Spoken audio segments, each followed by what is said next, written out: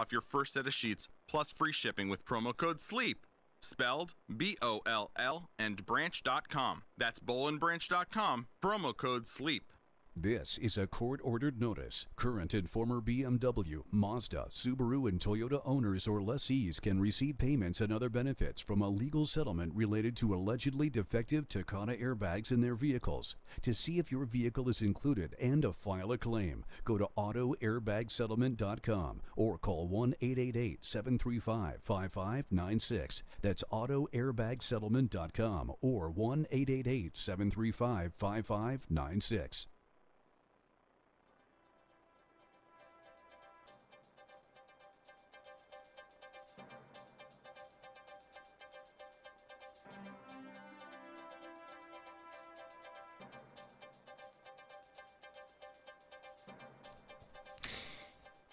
Good afternoon. You're listening to AM 1080 KSCO Santa Cruz, AM 1340 KOMY La Selva Beach FM 104.1, 107.9 in San Jose, 95.7 in Salinas, Watsonville. You can also stream the radio shows online at KSCO.com live 24/7. Also check out the archive at zbsradio.com and check out our live stream. Video stream, that is. We are on YouTube right now at the KSCO Global YouTube channel, broadcasting worldwide in HD video. It's 4:05 on a beautiful Sunday afternoon. I am Jason Struby here at the deck, ready with your weather and traffic. We'll start off on Highway 1 northbound. Looks like things have cooled off quite a bit. Earlier was a nightmare. Right now, you're just a bit below the limit near 41st Avenue. Southbound, same thing. Moss Landing, a bit heavy in the usual spot. You'll be fine once you get past the harbor. Otherwise, Highway 1 clear through Monterey County in both directions. 68 looks good as well. 101 heavy northbound. As you approach Gilroy, it's backed up for miles. About 6 miles. 5 miles an hour there. And again, up the road toward Morgan Hill, you are below the limit. From about 10 on up till you get past town. 20 miles an hour there. 17 northbound, a heavy commute this hour through Glenwood, and again from just past the summit all the way to Los Gatos. 5 miles an hour. It's 69 degrees in Santa Cruz right now. Tomorrow should cool off just a bit. Overnight patchy fog and high winds with a low near 56 degrees. It's 4:06. It's time now for a live edition of the Veterans Take Charge radio show with your host Justin Baker and Dave Ramos on KSCO. Change is inevitable. Good, bad, or indifferent, it will happen. When it's done right, it can be a very advantageous thing. How many times have you been in the field or downrange and been told to adjust fire?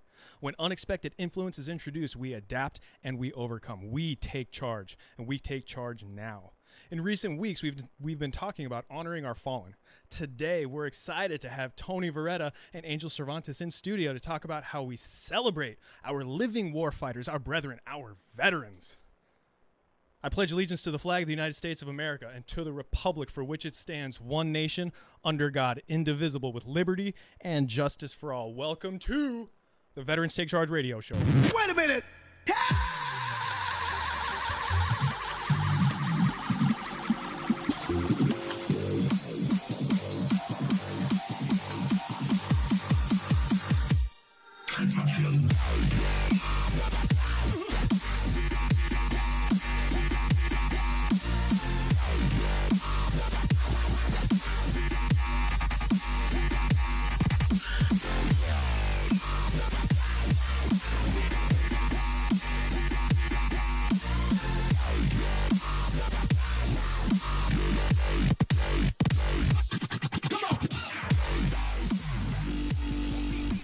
Welcome to Veterans Take Charge. Last week on the show, we discussed the need for teamwork, the need to work together. For those of you that don't know, TEAM stands for Together, Each Achieve More. Together as individuals, as a unit, as a community, as a country. In order to move forward, we have to move forward as a unit. We have to support each other rather than be divided and conquered.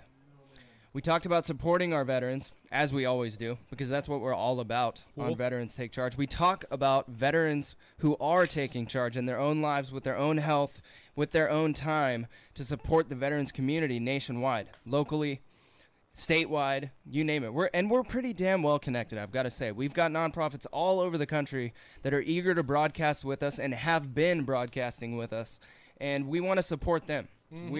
We have recently reached a point where we need a little bit of support ourselves, and so we are actively pursuing sponsors for the Veterans Take Charge radio show.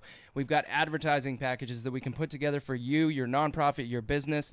Maybe you just want to do a short little spiel on air and be heard and have people listen to you. We can facilitate anything that you want to say on air, as long as it doesn't involve the F-bomb. Because we get fined pretty heavy for that. So we've got to, don't do that, but The F word. we can make time for you. We can give you airtime.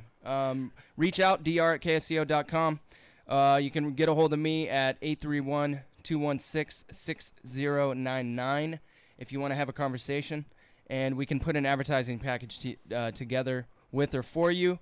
In sponsorship of our show and the KSCO radio network. For those of you who are upset with some changes that are going to be coming here to the network, it all has to do with business and money, and it's time to fund your favorite show here at KSCO. Be a sponsor. Get your business advertisement here on air with us.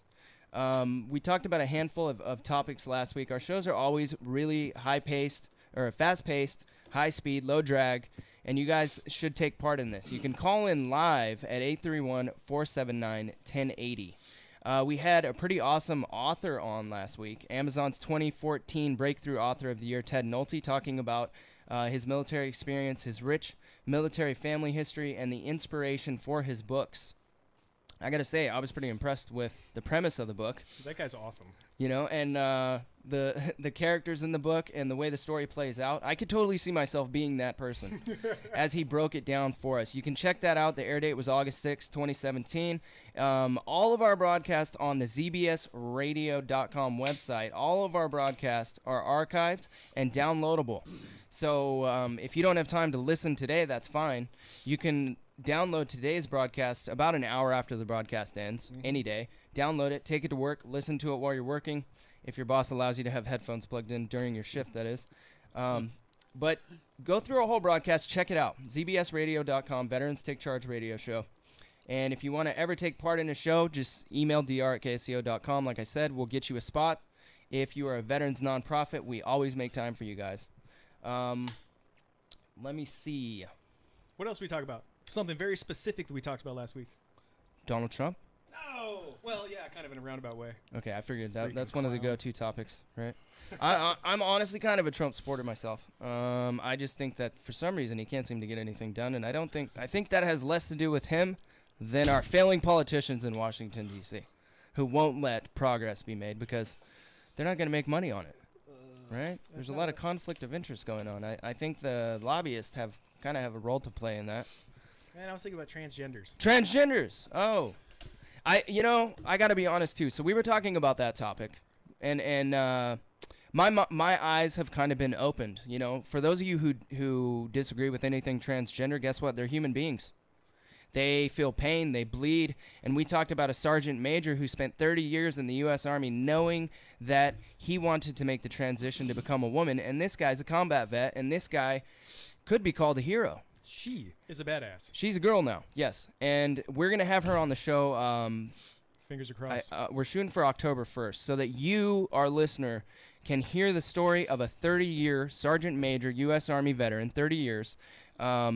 Who went through transition while downrange in Afghanistan? Began hormone therapy before deployment and went through hormone therapy throughout deployment and was able to conduct herself in combat operations. Highly decorated. Highly decorated, did the job to the fullest extent while undergoing the therapy. Okay, so my whole argument all along with that topic specifically has been, can they do their job while they're undergoing transition? And this individual is going to prove to us that, yes, in fact, the job can be done by these people just as well, if not better, than your average everyday soldier, than everyone else who's fighting the war. Okay, so that was my argument all along. Can these people do the job that's demanded? And being an Army Ranger, it's all about combat readiness. right? Well, this person proves that it can be done. So maybe they're not as big of a threat to the military as what the media would have us think, or as what maybe our own superstitions or prejudices would lead us to believe. I want to hear the whole story. Straight up. I don't want to judge people. I think I'm a smart enough person not to judge based on lack of knowledge. And so we're going to go ahead and get that knowledge from this person, and we're going to hear their side of the argument, and we're going to give them respect while they're here too, because they're a sergeant major. Regardless of if they did it as a man or a woman and what they are now, that accomplishment has been achieved. There's no taking that back. So anyway, I'm looking forward to that broadcast, hopefully October 1st. We're in the works of booking it right now. Fingers are crossed. Dave.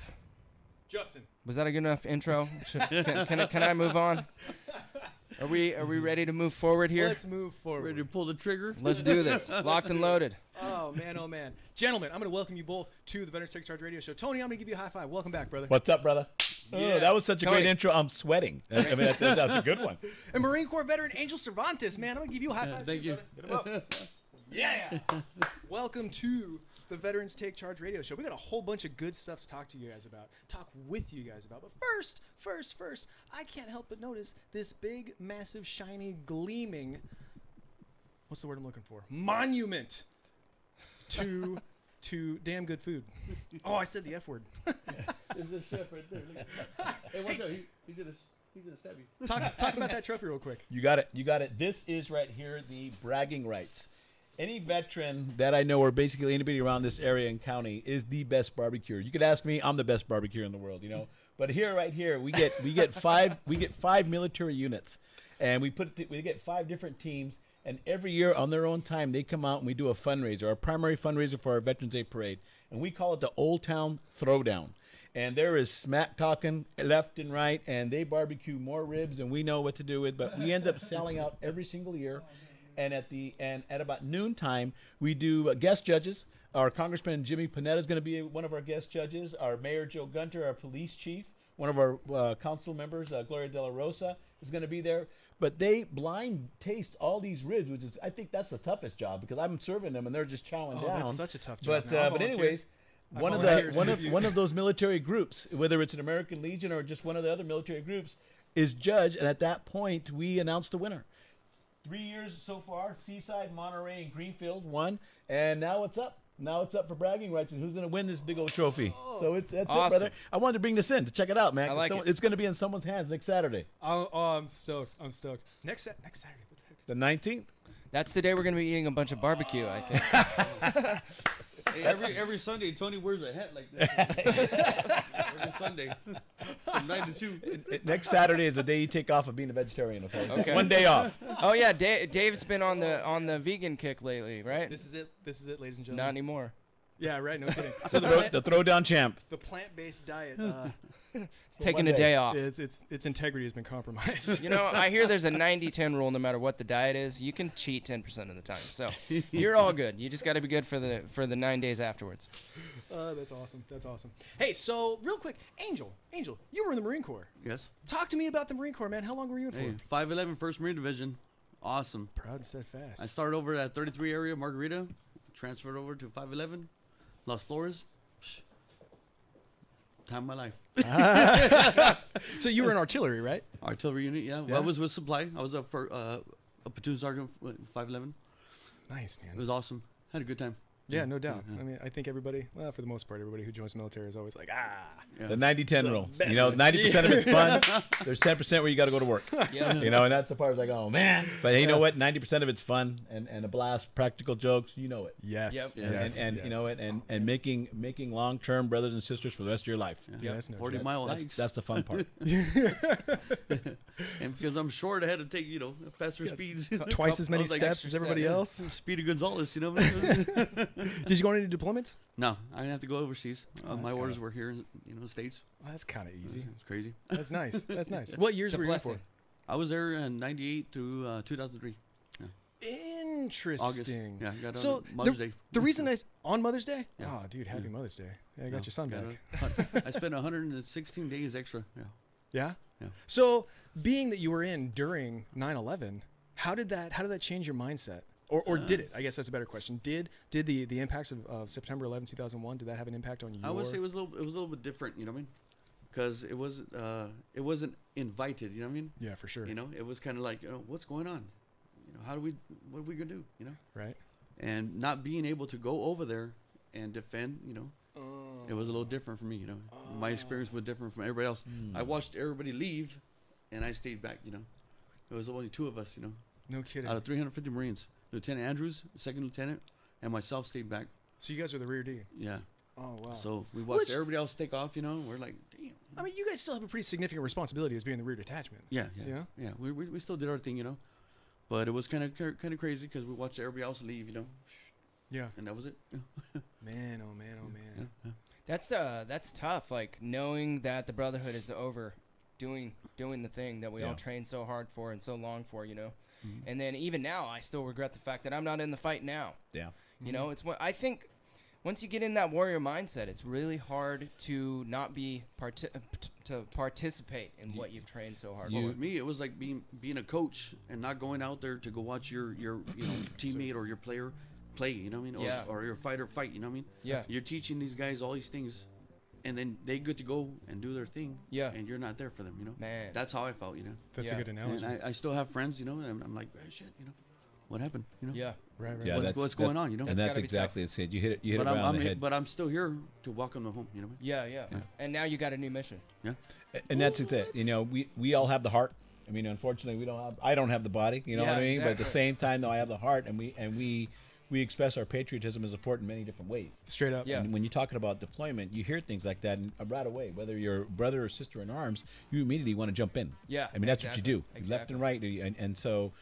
Yeah, I can see that. There was one deployment in my time that I was in the military. I had broken my ankle, and there was a deployment, and I had a cast on. I wasn't going anywhere. Yeah. And that one there, okay, you know, Yeah. my squad took off without me, but it wasn't. It was a couple of weeks afterwards, so everybody was trained up. It wasn't one of the blowout deployment, but I kind of get what you're getting at because they're your aside from your ranger buddies and so forth, they're actually you're almost like your children. Yep. You know, and you want to make sure you can take care of them, bring them back. Exactly. So I get it, Angel. I get it right there. But Totally. not taken away from staying back. That's equally as important. Yeah. There's a chain, And the military- and you need all that support. You know, give them the beans and bullets while they're out. Exactly. So I believe in support groups as In the well. military, you know, it's not a picnic. You know what I mean? It's not like, hey, can I go over here? Can I go over there? You get ordered to go where you're going to go. You know to what I go mean? over there and do These that. are your orders. Yep. This is what you're told to do. You're going to do it. That's Yep. it, you know? Yep. Let's go to break. When we come back, we'll talk about the evolution of mission, because your mission dramatically changed, I would imagine, with that deployment. So, yeah, this is the Veterans Take Charge Radio Show. We'll be right back.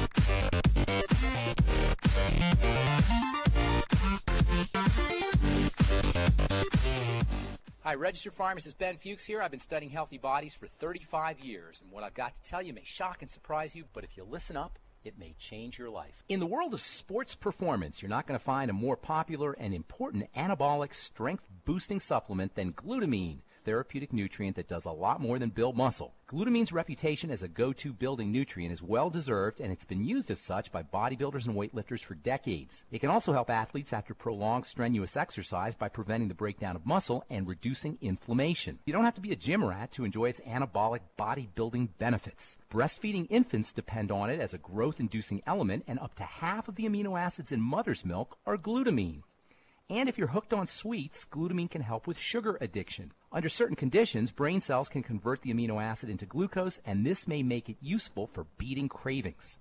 Glutamine is found in high-protein foods. Whey protein is an especially good source, so are organ meats and seafood, as well as eggs and dairy.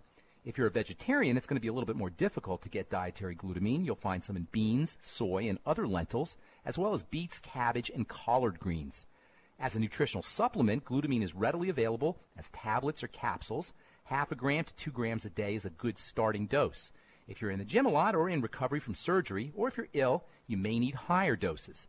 Use it once or twice a day, adding 1/4 to 1/2 teaspoonful of the straight powder. It's tasteless to a protein smoothie or a glass of water. Pharmacist Ben here, urging you to go to KSCOhealth.com to order Beyond Tangy Tangerine, the Healthy Start Pack, and other nutritional supplements that I personally use and recommend. You can purchase these premium quality products at wholesale prices online at KSCOhealth.com. That's KSCOhealth.com. I'm the pharmacist that believes that staying healthy and strong is not only about medicine, it's about giving your body the raw materials it needs to do its work. Go to KSCOhealth.com. Make sure you check out the cool videos too at KSCOhealth.com. That's KSCOhealth.com.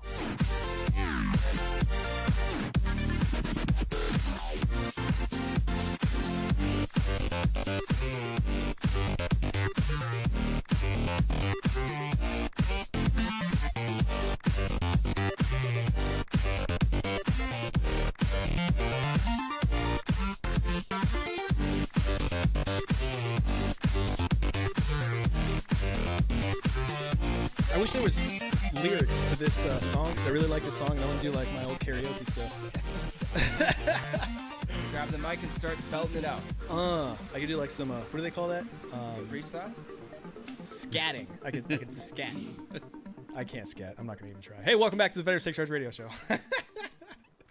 So we're here in studio with Tony Veretta and Angel Cervantes, and we're getting ready to talk about the barbecue throwdown that is in support of a fundraiser, in support of Salinas' Veterans Day Parade. And this is going to be a damn good conversation because I really want to talk about how to get this stuff off the ground. You know, this is going to benefit Salinas, but this is going to benefit everybody who's listening so that you guys can throw out your own fundraisers. And if you want to throw out a parade, this is it. But Angel, I still want to talk to you a little bit, man. So you were in, and you got out in 2003. How was transition getting out from the Marine Corps into the civilian sector? It was a little different, you know what I mean? A little bit of a culture shock. Yeah, going from, being the boss and, hey, do this, do that, to, hey, I'm the neutral guy, you know what I mean? It's almost like starting back at square one. The NFG, I'm not saying the F word, you know what I mean? Yep. It was different, but it was cool. It was cool. Were you able to use any benefits, like school benefits or anything like that? Yeah, I'm using that. Good. I got my VA still got to use, buy a house, get one. Have you had? I don't got a mansion like Tony, but have you had any issues getting the services? No from problem. the VA? No problem. Everything's been smooth for you. Everything's smooth. Yeah, everything's smooth.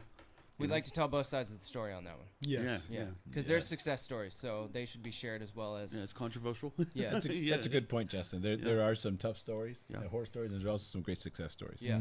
Yeah. And it's important to share both instead of being one-sided. So, I agree. So on occasion, the VA does good, and sometimes they don't. It just depends. I'm a firm believer, man. When they're right, they're right. They're on point. Yep. Yeah. But when they're wrong, holy smokes. They're good wrong. Yeah. Oh my gosh. It's important to note the progress with them too. Like the programs are getting bigger and more vast and more available, and that wasn't the case when the Vietnam guys came back.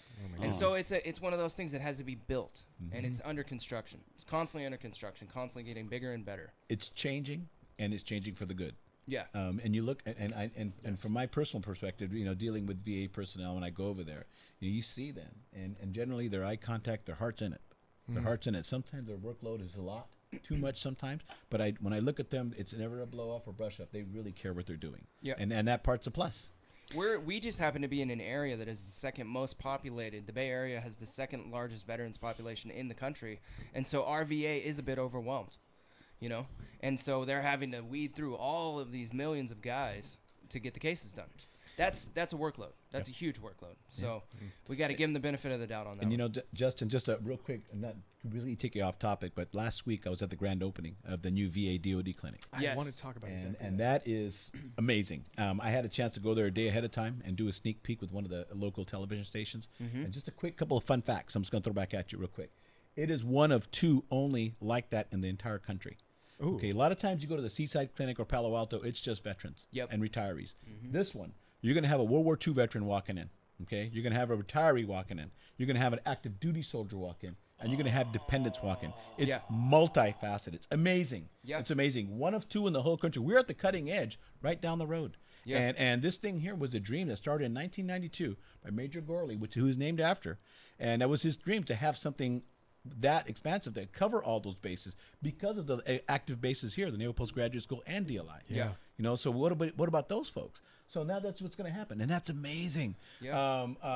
Dude, the statistics and I hope I'm not too wrong. It's estimated that when it's fully functional, it'll be able to help 80,000 80,000 personnel. Those 4 that I talked about, retired and so forth.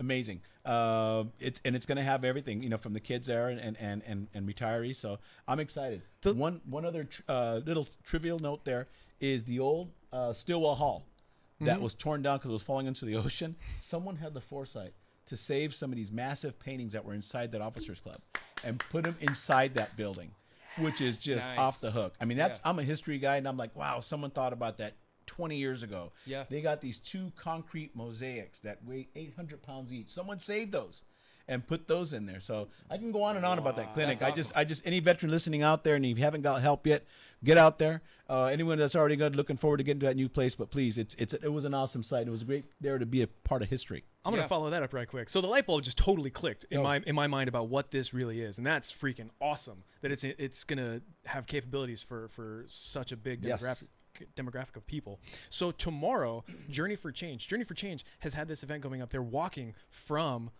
Santa Cruz, from the Veteran Memorial Building down to the new clinic in Marina. It's going to be, they're meeting tomorrow. Tomorrow is going to be the day where Journey for Change arrives over at the new VA clinic down in Monterey. They're meeting at REI, right? Yeah. So if you're in the Santa Cruz area and you want to be a part of this, the Journey for Change crew is meeting at 06:30 tomorrow at the Veteran Memorial Building to carpool down there. If you're already in the Monterey area, then we're rallying up at 07:30 in the REI parking lot, and then we're going to march over to the new building to have, you know, the face and the push to honor and welcome, you know, celebrate the opening of this big thing. And you're going to be there? And I'm going to be there. Yeah, absolutely. 07:30. Meet your favorite radio show host. It's going to be awesome. It's going to be awesome. One more thing to add right there, the Memorial, Veterans Memorial, right there in Laurel Extension, right?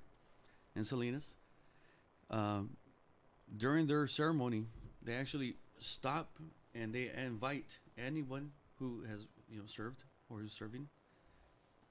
They bring you to the front. They say, hey, every branch, they welcome you home. They say, hey, you're getting the welcome home that we never got as Vietnam veterans. Awesome. And they do it every year. Pay it forward. So they go out there. Pay it pretty forward. Awesome. That is awesome. Awesome. That's very good. I've got to say, I'm pretty respect, proud of. you know? I'm pretty proud of the veteran community here in this area because there are so many things coming to be right now. Like we're at the precipice of all these new services and events for veterans. To service veterans, to fundraise for veteran services. And this is all starting to take place, and this is years of people's lives that have been invested to make this a reality, and reality is about to happen, you know? Oh, it's strong. So it's a beautiful time for the veterans here in the Monterey Peninsula. The same investment that these service members sacrificed to make this place a free country. Exactly. You know, so I'm just saying, I'm just, in a nutshell, you know, I mean, outstanding. And their family members, especially their family members, they suffer just as much as anybody deployed. Yeah. You know, I'm a big believer in that as well. Yeah, that medical clinic is awesome. The fact that they can bring the kids in there and get the kids checked up too. If, yes, sir. You know, Yes, instead of having to go I'm real big on kids being involved in stuff. Hey, Ramos, like that, it's going to make it too easy. It is going to be too easy. I like it. And that's the whole reason we're here today is we're going to talk about this Veterans Day Parade. Perfect. And also the Throwdown. Now, you talked about the Throwdown a little bit. Give us some more information again. Where is it going to be? When's it going to be? It's going to be this Saturday, this coming Saturday. For you folks in Monterey County, Santa Cruz, anywhere, come on out. It's going to be in Old Town Salinas on the corner of Gabilan and Main Street. Right there, they have a farmers market every Saturday, and we're jumping in there, and we're gonna have 3 double barbecue pits. We're gonna have, like I mentioned earlier, what we're gonna be doing with this trophy, and we're gonna be selling ribs. We pre-sold, and the sale for the ribs itself is gonna be $12 a plate. It's a great deal because you're gonna get 3 huge ribs. You're gonna get some country ranch beans, salad, and a roll drooling. and a drink. So you really can't go wrong there. All the proceeds gonna go right back towards our Veterans Day Parade. It costs to put on a parade. You can't just walk down the street. So it costs us for different fees. We can walk down the street, but you know, we might get the wrong attention. Over 700 tickets. And I'm glad you brought that up, Angel. Yeah. Every year, it gets bigger and better. Thank you. Anybody who hasn't been out there yet, please come out. For all you listening that do come out, thank you. Because for the 4th year going into it, we've got a lot of traction. Last year, we sold a total of 500 tickets, which is great. This year already, so far, we haven't even hit there yet. We've already sold upwards of 700 tickets pre-sold. So we got a lot of pork to cook next week. You know? I've already bought the ribs. They're ready to go. And so, yeah, that's what's happening. So come on out. We're going to start serving at 10 a.m. We cut off at 1400. What I recommend, please, anybody, get there early. Please yeah. get there early. Don't get there at 1:45. You know, you'll just see probably ribs on the ground. See and people just, like, licking their rolling around fingers. with sauce on their face. And But, Tony yeah. Army Ranger washing dishes. Just get there early. We're gonna do the best we can to keep you waiting in a long line. We're gonna have judging that's gonna start at noon, so maybe get there right before noon. We're gonna have a DJ spinning some great tunes, making some fun announcements, talking about our. So it's gonna be a great day. The weather's always great. If you want to bring a lawn chair and some wipes, handy wipes for your face, that's all good. And don't wear light-colored clothes, okay? Because then it looks like you just got splattered. I went last year and it was delicious. It was awesome. I only got to try one set of ribs. I didn't get to try every sets, but it was awesome. It was good. Mike and I went. As a matter of fact, I got a Casey Lucius T-shirt that day. Yeah, you did. I You sure You did. It was funny. First year too. If I can interject real quick. First year as well is we're partnering. I mean, we like to work with other groups that are helping the community. We're helping the veterans community. We're also helping the Salinas community because a lot of the, as I said, a lot of the things out there. We're partnering this year with the Police Activities Lead, Salinas PAL. Oh. They've been going on, and these guys, I have to hand it, man. I know Officer Angel Gonzalez and Officer Danny Garcia. They're full-time cops. That's their full-time job, and their other full-time job is being mentors, coaches, and helping out with PAL. They're having a car show that day, so it's tied in. So people are going to come to the car show. They're going to get hungry. They're going to come eat our ribs. So it's a great partnership. So again, come on out to that. There, I can't say enough about our future, whether it's going to be a future soldier or a future service member, but anybody, just our future, what they do to help Salinas is a big deal. That brings up a pretty good question. So from the very first time that you thought we're going to put on a rib fundraiser until this most latest iteration, what are some of the things you wish you would have known back then about how to throw on a fundraiser? Oh gosh, that's a great question. We get the feather flag this year. The first thing is passion and a can-do attitude. That's the first thing you have to have, because there's going to be a lot of people saying you can't do that. It's impossible. No way. Are you crazy? Man, oh man. They said that when we tried to start a parade 7 years ago. Okay, but if you got that passion and you got that, you want to do this, and you really have your ears open to change and listening to advice, and you put together a great committee. Our committee is all volunteers.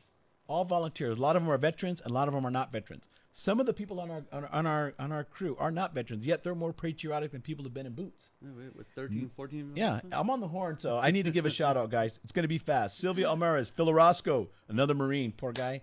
Gloria and Leo De La Rosa, Cheryl, Rick Saros, my Ranger buddy. Hi, Libby, Chris, Max, Ken, Mark Perez, and Sabas, and our brother here. Oh, I love it. That's all of us. And you know what? That little bit of names right there, we put on a parade that has Move 10,000 mountains. people lining the streets of Old Town Salinas. Yeah. Man, I think that is a success. That's how we do it. Fundraising, we learn it. Once they see that you're doing something for a great cause and they see you roll up your own sleeves and work, people will help you. If you're out there with your hands just out looking for stuff, you're going to have a hard time. But if they see you working just as hard, Lead by example. people will lead by example, Ramos. And they'll step up to help. And thank God, with this fundraiser here, aside from the great ribs and the camaraderie that we have, that's a good term in the military. It's just a good time too. Yes. So that's how you do it, man. Yes, I like it. Sounds Sounds simple, like but a it's a good lot of time. hard work. It's a great time. Yeah. Awesome. Angel, how did you get involved in all this? Well, To the right place at the right starts time? when or- last year I was an announcer You were an announcer? for the parade, right? And then I got recruited by Philip and Tony, and they said, "Hey, come over to have a meeting." And an hour and a half later, what do you think? I want to be involved. Nice. Boom, they voted me in. It was cool. It was it. So are you Okay, doing a lot of so like your I- logistic type stuff? I love it. Okay. I love it. I'm having a good time. I'm having a good time. Angel's humble. Okay, Angel's humble. Everybody here has watched Bugs Bunny before, right? Yep. Okay, remember the Tasmanian devil? He went through the trees and it looked like a apple core. This guy is mad. He's a madman. I tell you what, he's making us old timers look slow. He's hustling, selling tickets, putting up posters. We're proud to have him on there. The school High-speed district laser. And one of our new go-getters, and so it's an awesome addition to our parade committee. Nice, man. Good. Good. Have a good time. It's a good cause, you know what I mean? I Yeah, like what it is. undoubtedly. For the kids, you know what I mean? Besides the veterans and all the old people and the young people, I'm targeting kids, man. I mean, these kids need to learn what it's like, to have a good time. And go out there and respect the military and just, have a good time. That's it. Definitely. Yeah, Definitely. you know, So, definitely put- Yeah. kind of jumping back and forth, but another question I had for you is I mean, you joined the military pre 9/11, so Yes. like we weren't at war and there was no. There was I mean, I technically joined we were at at war, 22. but- At 22. So, what were some of the original reasons that you gravitated toward the Marines? and I gravitated just toward the decided that, you know military in what, general? I'm going to go that direction and see where it takes me. You know what I mean? That's something I always liked. I didn't join, at a young age.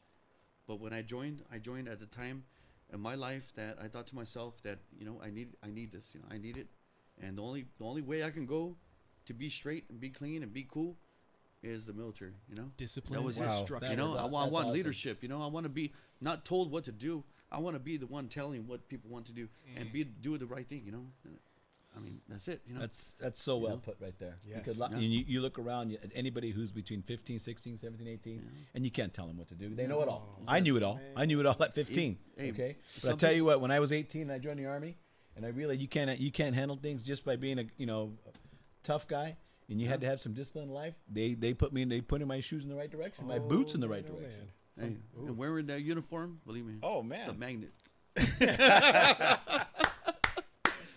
Woo! Yeah. You gotta admit the Marines got some bomb uniforms. You gotta Got admit, some I'm cool Army. uniforms, We're all yeah. Army. You gotta Yes, admit, blues. when they're in their blue, they look sharp. It is a Yeah. nice uniform. It is. Yeah. It is. And they get a sword. Yeah. Right? Exactly. You guys get a sword? NCO, I mean, yeah, that's what, cool. what do we got? A P-38? Come on, man. All we got was.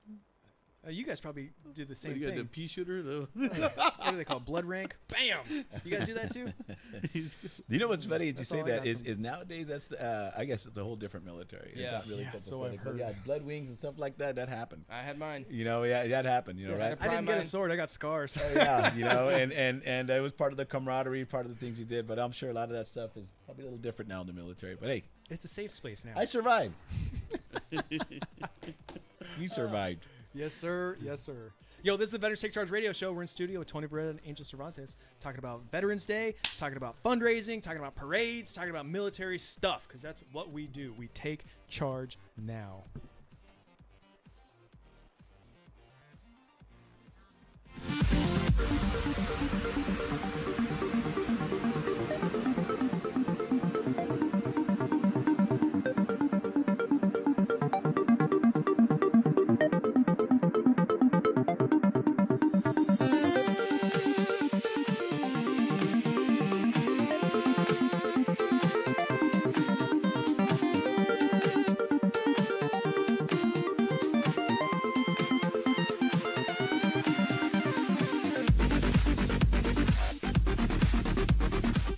Hi, this is Meg from Ben Lomond Market, letting you know about some of the great deals we have going on this week in the store. In the meat department, we have flat iron steaks at $8.99 a pound, beef spare ribs $3.99 a pound, filet mignon $19.99 a pound, ground pork $3.99 a pound, California superior lamb shoulder chops $6.99 a pound, petroli sole $14.99 a pound, much, much more. Big Joe in Produce says, and I can't believe I'm actually reading this, are you ready for some football and savings? Football, seriously, it's still baseball season. Happening this week. Extra large seedless watermelons, $5 each.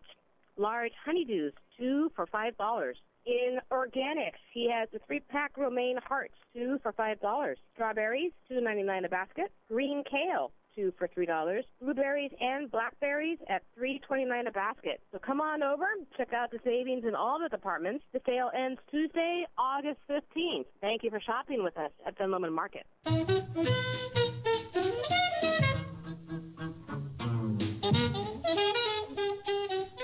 I'm Gary Shapiro, and I invite you to join me Mondays at 7 for From the Bookshelf.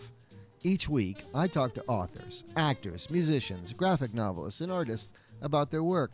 It's always interesting, and you can hear it right here on KSCO, Santa Cruz, Salinas, Monterey. From the Bookshelf, Mondays.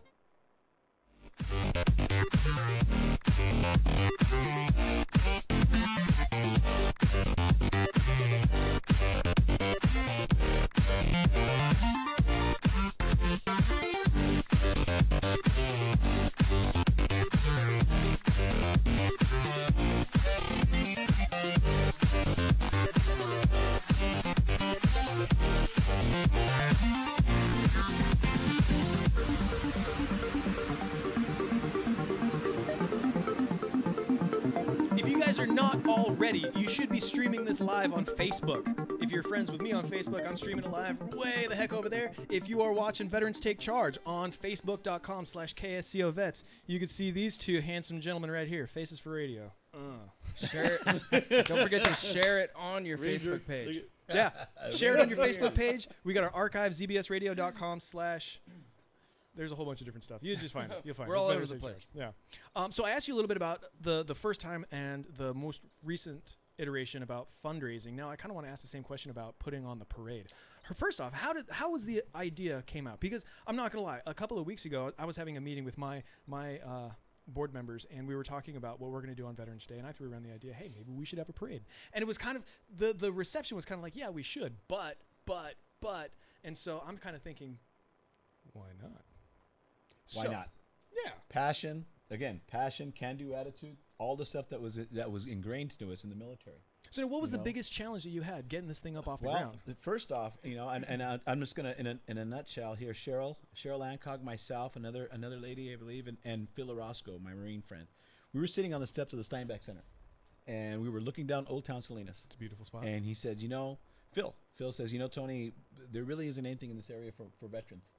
And I'm thinking, what do you think about a parade? And we both sat there looking at it, and what my first thought was in my head? I've never done a parade. I was a field artillery forward observer for the infantry, and I would call in and direct fires on the targets. I've never marched in a parade. I've marched in, and so that was the first thing. But then after that went away, because that was my first little minor block. He said, let's do it. Let's do it. And if I can describe, everybody's watched these on the nature channels. When you see the salmon going upstream and they're like really struggling and some are jumping off, that was our first year. It was a struggle, but it worked because all that did for any of us that was in the service or our other community, it just motivated you. It motivated you when someone said, "What are you trying to do? You can't do this," And we had to learn now. So we had to learn though, because like I said before, you can't just march down. There's fees to pay, the street sweepers, all the above. There's porta potties. So we learned. The learning curve was huge, and that was year one. But once we tapped into that, people, whether you were veterans, families of veterans, or just patriotic. America is patriotic. And once that happened, they came out of the woodwork and lined the streets of Old Town Salinas. And it rained that first year. It rained that first year. So as Phil says, we were what do you say? Trial by fire. But that first year, it was just amazing. 7 years ago, going into year 7, huge. This year expected to be the biggest. So that's how we did it. Anybody who's interested, I know Ramos, you talked about maybe Santa Cruz doing something. Man, if they want to talk to me, Phil and I can get together. It just takes that. The city supports it because honestly, it's a good thing. It's a good thing in the community. It's a good day. It's a good thing to recognize that day. It's one day a year. It doesn't land on an extended weekend. This happens to land on Saturday. But other than that, it's just that day of the year. November the 11th, always, whether it's a Monday to Friday, to recognize veterans. I have a feeling it's just they're not out there for a handout out there. You just look at them and say thanks. Say thank you. And that's a good thing. So that's how we did it. And boy, there's been some stuff behind the scenes stuff that I could tell you that's always fun. We a couple of years ago we let out doves every year, and I'm on the stage as the MC overlooking about 4,000 people. Okay, so I'm nervous as it is because they're all looking at me. And the beginning of the ceremony, we let out all these doves, and this is no lie. I'm sitting there, and there's this lady with like this tall hairdo, like in the '60s, like one of the Marvelettes, but it was a beautiful hairdo. And the doves took off. They did a couple of turns. One of them flew right through her hair. It was so that's the stuff. That's the fun stuff we see. It flew right through, pew, and she was standing still. She acted like it didn't happen. And then it kind of it got misoriented, and it took off. Not having the keys to certain cars, not having electricity, things like that, little things like that. But hey, they go off. No one knows about it. Little Murphy has everybody learns that in the military, Murphy's Law. It's always there here and there, but we get around it. Those are the fun parts of the parade, you know. Keeps it exciting. That's the kind of stuff you have to see. You have to show up to see. Oh, you got to show up to see. You got to show up. The payday is when we buy 5,000 flags every year from the funds we raise. We buy 5,000 flags to hand out to parade people that are coming out. When you see a little child, 3-year-old in a mock-up uniform waving that flag, okay? Yeah. Or when you see a World War II veteran in a wheelchair holding that flag up, that's your payday. That's your payday right there. Because we're nonprofit. We don't get a coin, but that's the payday. When you see someone who hasn't been to the parade in 6 years because this individual is suffering from PTSD so bad and can't get out of the house, and his family finally gets him to bring out there like last year, and that's his form of, that's his healing. That's our payday. Man, That's our payday. I dig that. Well, Tony, what about this year? We're gonna have what? Each branch gonna go out there and get sworn in. Oh yeah, This is awesome. yeah. First time ever. So yeah, this year, first time Awesome. ever, and we're confirming everything here. We're going to have an oath of enlistment. Prior to the beginning of the ceremony itself. That's awesome. And I'm hoping I'm not getting myself in trouble with this, but I'm confirming this here is with our Congressman Jimmy Panetta. We'll be doing an oath of enlistment. I've got all the armed forces. They're all for it. And what a way to start off your career. Heck yeah. On Veterans Day in front of thousands of people. No, Man, not a lot of I family don't know members. about you all, but I was in San Jose in some crowded room like that, shaking my hand and back on a bus in 2 seconds, okay? So this is going to be cool.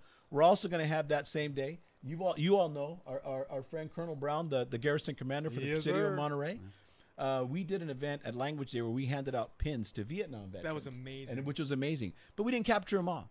And now we're trying to capture a lot of them in Salinas. I know about a dozen of them that didn't make it out there that day that are going to go. And there's going to be people that are showing up. So we're going to start working on it after our throwdown on getting names up. So we're going to have a little event that day where he's personally going to get their name, their rank, and where they served in Vietnam and give them their welcome home.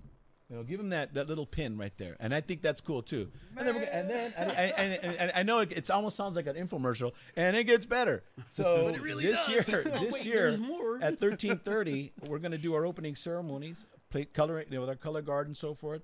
But we were fortunate enough and lucky enough to have a fellow veteran to be our Grand Marshal. And this year, I don't know who we're going to get the following year, but this year it's going to be Secretary Leon Panetta. Oh, It's going to be our Grand Marshal. And yeah, I think after that, I'm just going to have to ask God to be our Grand Marshal. I mean, I don't know who else. I mean, so yeah. And so that's going to bring, that's fun because after our throwdown, we're going to start planning for that because now this is going to bring more people. Our motto has always been just to get more people to come out to parade. It's free. It's free to be in the parade. For more females. Yeah, and to recognize our female veterans. Absolutely. Recognize our female veterans, but getting more people to come out, getting our expense. That's what we're doing here today, is getting those ears who never heard about our parade, our throwdown. Just come on out. Come on out, have some fun, camaraderie, and come out to the parade. And with Leon, with our secretary being out there, I know more people, not just to come see Tony. They're going to come out and see, our former Secretary of Defense and our former, of CIA, Director of CIA. That's CIA. amazing. Wow. That's Yeah, amazing. that is amazing. We all know that, this is something he bit off in. He's a veteran. Yeah. He bit off and he believes in this cause as well. So is the chief of police. Yeah. So that's what's happening. Oh my gosh. You guys down to take a phone call? I'm down. Let's go. Oh my gosh, this is freaking outstanding. Wendy, are you coming from Boulder Creek just to go down to see Tony and Mr. Panetta? Which one do I look? Well, I don't know. The comment about God, does God get CIA briefings? I don't know if Leon still does because you have to put a lot of clout on that, getting that briefing. It sounds like a lot of fun. I wanted to pass on just as a general fundraising thing. We had kind of like an SOS from the local musicians on Stuart Jacoby's show this weekend. They had a professional drummer, and he was saying that they have been depending on street fairs, gatherings, all the shows that they have around, and there has been a sudden slump. I don't know if it is a Trump slump and everyone's afraid to get together, but you got a lot of high-end musicians, good talent you can probably get really cheap for fundraising type of events currently. Oh. Just wanted to pass that along. It was good info. No, cool, and that's good to know. Thank you very much. Thank I you. mean, we're always looking at improving and making our parade better every year for our spectators and for our veterans. So thank you for the idea, Wendy. And it's just something that, that's what made our parade this successful in the 7 years, is not necessarily saying, okay, this is how we do it. Every year we're open to new things. And whatever we can do to make it better, we're open to that. And parades are great places to show off musical talent, and also, you want to get those female. I'm sorry, I'm going to be a sexist here, but we know how to sew. Okay, we know how to make costumes. All right, we can make You know, No decorating arguments. in the military, decent fabrics. You're talking about those uniforms? I mean, are they even spandex? You know, you should have breathable spandex. You should be able to jump, 15 feet in the air with your ninja sword out, okay? Ninja sword. Yeah, get those high-tech fabrics. Let us respect the military and when you're an outdoor person and you have all these amazing things out there. You know, and that's Put in there. as a fair statement. But let me at least throw my bit in there, okay? When I joined the Army, anybody here that's ever been a veteran, you had to learn how to sew. Because we ripped uniforms, and I had to sew on cat eyes to my hat, so I became quite the sewer myself. We could nothing with a and machine, mop, but yeah, I or can buff, sew and sweep. stitch things up too. So yeah, we got a little bit. Nowhere near spandex or ninja sword, but I could sew a rip in my my BDUs. Okay. That's excellent. At least you got an opening conversation with your female compadres. Oh, and you know what? All respect, nothing but respect. Our Salinas police chief is a Marine. And we have so many awesome female service members. We want to highlight that this year and get them out there. Not that we have been ignoring them whatsoever, but it's just something we're paying extra focus on.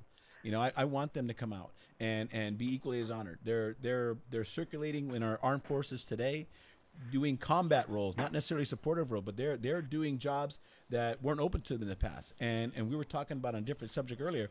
If they can handle that job, more power to them. And so that nothing but respect there. Oh, it's going to be interesting to see what Tony they bring wears to it. Army extra small. There's all kinds of fun things out in the crazy world where a woman can help out that you just can't even imagine. I mean, you guys are talking about sewing a seam. I'm talking about driving a bernina. Okay. Like 15 different computerized stitches, all right? Wow, you are the subject matter expert on this. And that's old school. Now they're computerized. Yeah. And we have amazing people just in this area, in the craft arts. And when you're putting on a show, man, they are the people to call. Thank you. Solid mental note. All right. Thanks, Wendy. Hey, have a good one. Bye-bye. Thank you, Wendy. Proud and steadfast. The network is pretty strong and pretty thick. There's always people that are willing to help. That are good. They're the subject matter experts at X, Y, or Z. So where we see a challenge or a need, there's always going to be someone there to fulfill that. I wanted to ask you, Tony, Shoot. Being a Ranger, you're a Marine, so you probably have the same level of intensity. When someone says you can't do that, what's your first thought? That's a good question. I do a lot of mock interviews for students at local high schools, and personally, I've kind of taken that out of my vocabulary. Can't.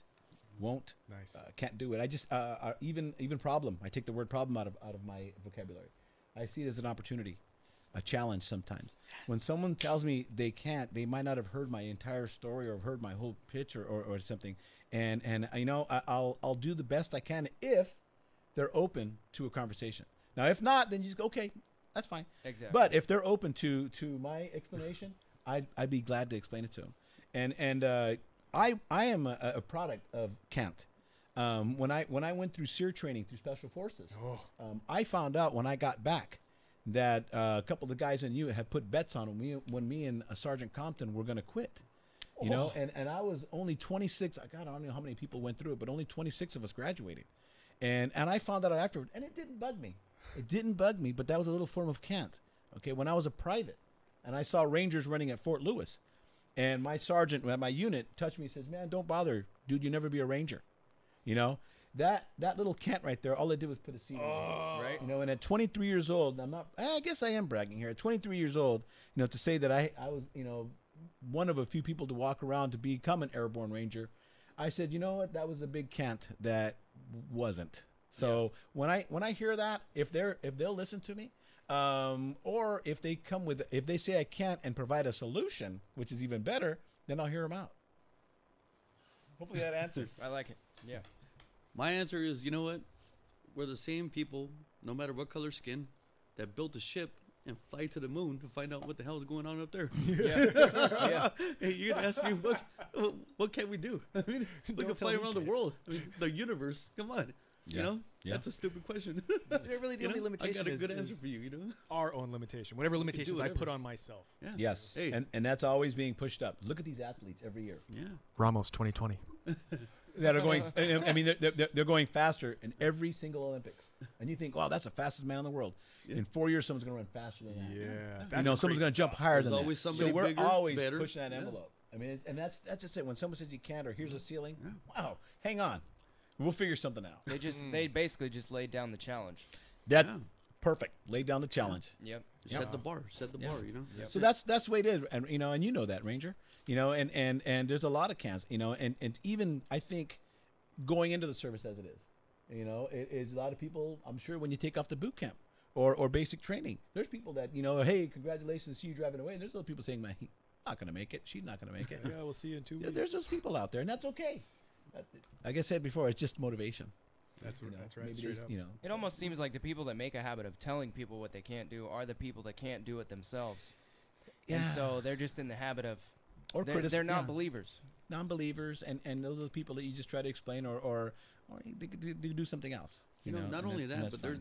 there's family members, there's people that when their son or daughter joins the military, it changes their life, and it makes them turn around, even if they're a good, bad guy, whatever, good girl, bad girl. Mm-hmm. It changes their life because they see their son or daughter become a military, you know, member. Doing something bigger. It's a whole new And they start, perspective. they change their life, you know. Yeah, you're totally right. Yeah. Actually, The you whole family changes. you show that you can do something, and those around you might respond positively to that and do something themselves. And Baker, you said need that more of right that. there, doing something bigger, We need doing more of something that. bigger than yourself.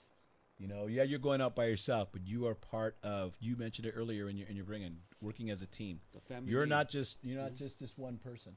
You are now a force. You know, and that's the thing. You're doing something bigger than yourself. You're joining something, and the coolest part is it's for our country. You know, it's for our freedom. It's for my grandkids. You know, it's for my kids at that time. Yeah. So yeah, you know, the freedom for us to sit out here and talk this Sunday.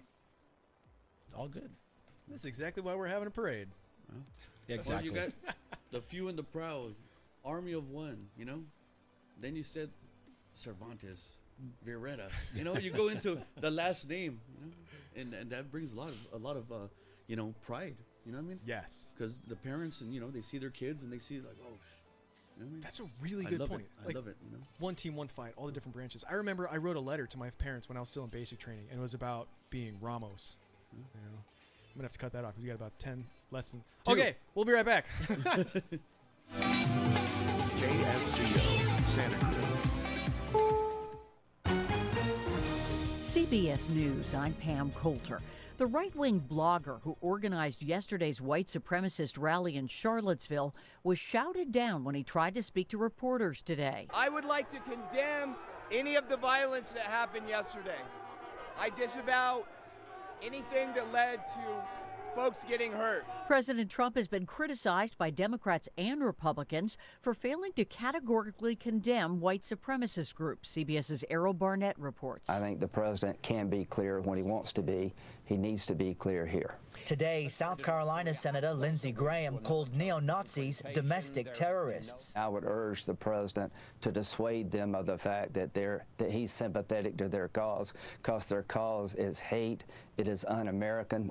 Colorado Senator Cory Gardner agrees. He should use this opportunity today to say this is terrorism, this is domestic terrorism, this is white nationalism, and it has to stop.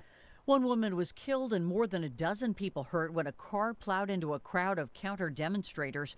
20-year-old James Alex Fields Jr. has been charged with second-degree murder. Derek Weimer is one of his former teachers in Kentucky. He loved Hitler and he loved, the Nazi movement. They were all, geniuses, and the whole white supremacy thing. That white people were dominant, were better at doing this and that. National Security Advisor H.R. McMaster said the violence at the rally meets the definition of terrorism. On ABC's This Week, McMaster also addressed President Trump's statement that he could not rule out a military option to resolve the political crisis in Venezuela. The president has asked us to look at what could happen next.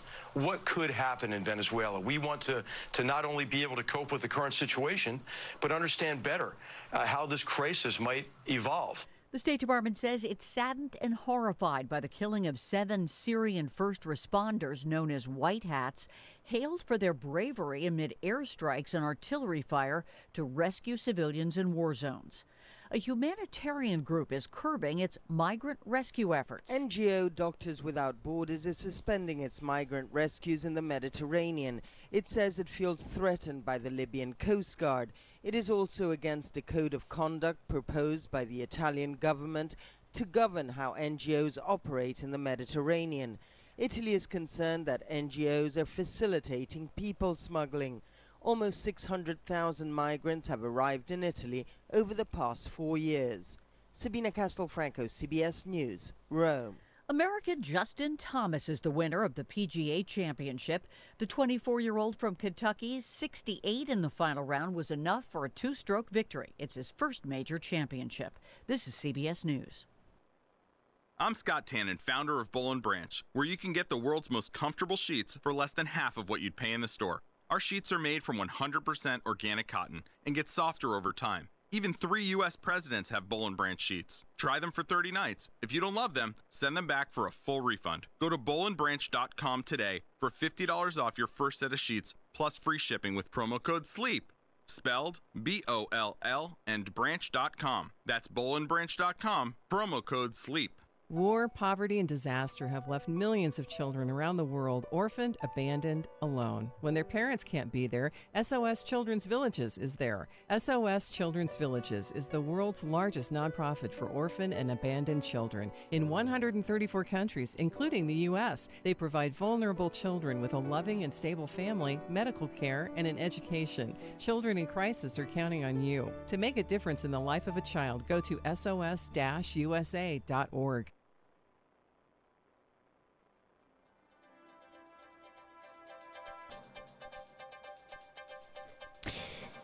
Good afternoon. You're listening to AM 1080 KSCO Santa Cruz, AM 1340K with Miley Silva Beach, FM 1041, 1079 in San Jose, 95.7 Salinas, Watsonville, KSCO.com, ZBSradio.com, and don't forget about 1340comey.com. You can also check out the live video stream online. It's on YouTube at KSCO Global Channel. That is our channel. Find the channel, find the video. We'll take a quick look at the traffic. I'm Jason Strube. 17 is where we begin. Summit is where you're down to 5 miles an hour. All the way to Los Gatos. That is a rough ride there. If you can avoid that trip, I might wait a few hours. South 17 all clear from San Jose into Santa Cruz. 101 very, very heavy northbound from Prunedale. Basically all the way to Gilroy. 5 miles an hour. Moss Landing heavy in the normal spot northbound. You'll be back up to speed after the bridge.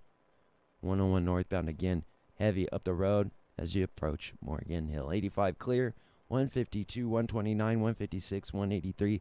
Highway 68 and 218 all clear. Highway 1 in Monterey County is clear. Skies are clear, sunny right now, high near 69. It's actually 66 right now outside the KSCO studios here at the beach in Santa Cruz, California. Winds will be gusting tonight up to about 26 miles per hour. We also got a small craft advisory in effect on the Monterey Bay. Winds tomorrow as well, up to 29 miles per hour. It'll be a few degrees cooler. 66, your forecast high for Santa Cruz.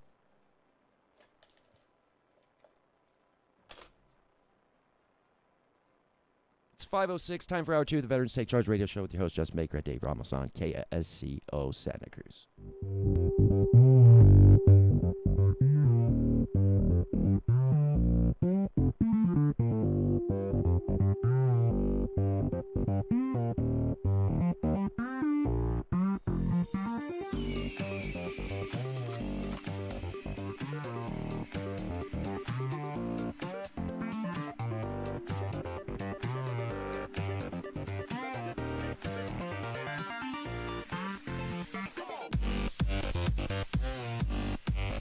If you guys are watching us live, you know why we're on the radio and not in the club. Yo, welcome back to the Veterans Take Charge radio show. We're in studio with Tony Beretta and Angel Cervantes. We've been talking a lot about fundraising and about the Veterans Day Parade. Now we're going to talk a little bit more about some issues and stuff. I have requested everybody who can hear my voice right now to call the radio station, 831-479-1080, and let us know where you are calling from, and also let us know what you think about this program. Real quick before we jump into the next bundle of content, I want to throw out a couple of opportunities. One of these opportunities, the Veteran Memorial Building over on 846 Front Street in Santa Cruz, is going to be looking for a full-time employee in the very near future. If you're looking for some full-time employment working with veterans, you don't have to be a veteran yourself, just somebody who is heavily invested in the veteran community. Please give me an email. Those of you who know, well, in the next few seconds, everybody's going to know. I'm the vice president for the Board of Trustees of the Veteran Memorial Building, and we're looking for a high-speed, low-drag individual to operate the building. I don't want to get into too many details, but it's going to be a damn good thing. So what's that number again? Which one? 831 479-1080. That's to call the radio show. But if you're interested in that opportunity, give me an email. Email dr@ksco.com. dr@ksco.com. And the other opportunity, I'm going to get into this. Yeah, might as well do it right now. So Janice of Santa Cruz is looking for a medical assessment specialist. If you happen to be CPR qualified or nursing assistant, medical assistant or higher with active CPR, we are looking for a medical assessment specialist. So email sam_price@janussc.com. That's JANUSSC.org, not .com, .org. All right, that's sam_price. If you're interested in being a medical assessment specialist, or give me an email and I'll tell you all about it, because I am a medical assessment specialist over at Janice Santa Cruz. Moving on. We got a couple of phone calls. Let's hammer through these phone calls real quick, and then we'll start talking about the ethics of nuclear war. Holy smokes. Who are we talking to? Colonel Terry. Oh, outstanding, Colonel. What's happening? Well, gentlemen, calling in as requested. Headquarters there. Proud and steadfast, sir. All right, you at headquarters, what is your most pending issue? Are you talking to us or are you talking to Tony? I guess I'm talking to you, but all right, I'll tell you the most pending issue. Number one, we've got to provide every veteran with a full opportunity for counseling that is far more than emotional PTSD or related. Simply transition. I mean effective. And the people who don't help people transition to education they complete post-military service, employment following that utilizes their talents and aspirations and aptitudes, we fire the people who don't perform those counseling positions effectively. You know, the good thing is we have a whole bunch of well-established organizations that are doing exactly this, and a whole bunch of grassroots movements in the veteran community that are also doing exactly this. It's more than just medication and group therapy. But I find the VA counseling deficient in my observations. Me too. I mean, when they're on point, they're on, but when they're off, they're off. We ought to subcontract out, and again, you monitor performance. It's not hard to do those measurements. Roger that. And score that. Otherwise, we're not getting our money's worth, and we're not providing the veterans what they deserve and are more than welcome and deserving of. Next topic. The issue of, I think you guys should take a position. By the way, I want to compliment the program. You asked, okay? Obviously, I'm listening, and I'm taking the time Sunday afternoon to do that. Thank you. Thank you. And I don't always call in when I listen to you guys. I only call in when I've got something important to say. That's what's up. And one, to compliment the program, and two, I want to get behind, and we got to make Panetta get behind this serious improvement of post-service services for both education and employment that is truly monitored and proven to be effective. The same way the recruiters are monitored when they recruit somebody into the military. I think it used to be 3 and 5 years down the road. Did the people that recruiter recruited, did they continue to perform well? And that impacted, that was supposed to be put in place and impact the recruiters' later performance reviews. All right. So that should be done. Maybe we should discuss that with Panetta. Now, speaking of meeting Panetta again, he's coming to your barbecue? Yes, he is. Congressman Jimmy Panetta, he is a veteran as well, as you probably already know, Afghanistan veteran, and he has agreed to be one of our guest judges. It's a fun event. We have 6 local dignitaries that are our guest judges that are going to be rating these ribs, but he'll be out there in just a good fun environment to have some ribs, sir. All right, where is it again and when? It's going to be next Saturday, August 19th, in Old Town Salinas, at the intersection of Gabilan and Main Street. Are you local? I'm in Aptos. Oh, too easy. It's about a 40-minute drive for you. Come on into Salinas, the intersection of Gabilan and Main Street. And once you get there, you'll see it's like a farmer's market. And literally, our 3 double barbecue pits are going to be on the corner. So once you're about maybe a quarter mile away, just follow the aroma, and it'll guide you right in. Sure. Okay. And what time? We start serving at 10 a.m. Really? We cut off at 2 o'clock. If you are coming, especially you from Aptos, I recommend you get there earlier. We're going to sell out. I know it. So please don't get there around 2 o'clock. I'd hate to turn you away. If you can get there maybe by about 1 o'clock, that'd be great, or 12:30 or so forth. Be happy to buy a plate and grab some ribs and enjoy. And what you're also doing is you're supporting our Veterans Day parade, because all those funds that we raise go directly to our parade. And if you got extra time on your hands, stick around. Just continue up on the block. We're having a police activities, having a car show as well. Oh, fine, good. Now, all right. Will Leon, Secretary Panetta, also be invited? Yeah, he's not coming. No, we did not invite him. We only invited our Congressman Jimmy Panetta. You want to invite his father also. Clearly, it's convenient for him. Well, and even in retirement, I'm sure his schedule is busy. And so we have, to be honest with you, we had 6 seats for judges. And so we had, some of the local dignitaries, and he didn't make it, but maybe next year we'll keep that in thought and see if he wants to come out. Ask him to be the standby judge. I don't know. He'll be an alternate. Come on. You said he was going to come to the Veterans Day parade, though, right? He will be at our Veterans Day parade, though. Did you hear that earlier in our conversation, sir? You need an odd number of judges. Tie. Well, I'm number 7. That's me. That'd be the case, and I love ribs. I would also see if you couldn't get Secretary Panetta there as well, okay, who's also sort of a veteran. He is a veteran. All right. Well, fine. If I can make it, I will. Please. I'll track you guys down, okay? All right. All right, and I appreciate that. On big topics of the issue, and speaking of Secretary Panetta and so forth, we got one hell of a problem with North Korea. The problem didn't have to happen. In 1977, the world declared the UN and renewed it in the 80s. Not crazy, lunatic, third world, unstable, third world country governments and dictatorships will not be allowed to have nuclear power, and certainly not nuclear weapons. That was called non-proliferation, not spreading it, not letting it spread, for obvious, smart reasons. And now we have, because our various presidents and some of the Congresses failed us to hold up to that, we got Iran getting them and North Korea getting them, and Bill Clinton gave the North Koreans $4 billion of our money and wealth to have them stop building nukes and developing nukes. That didn't go very well. Anyway, it was all predictable. The weakness I saw in the Clinton White House and this ambassador lady who did the negotiations, Sherman, pathetic.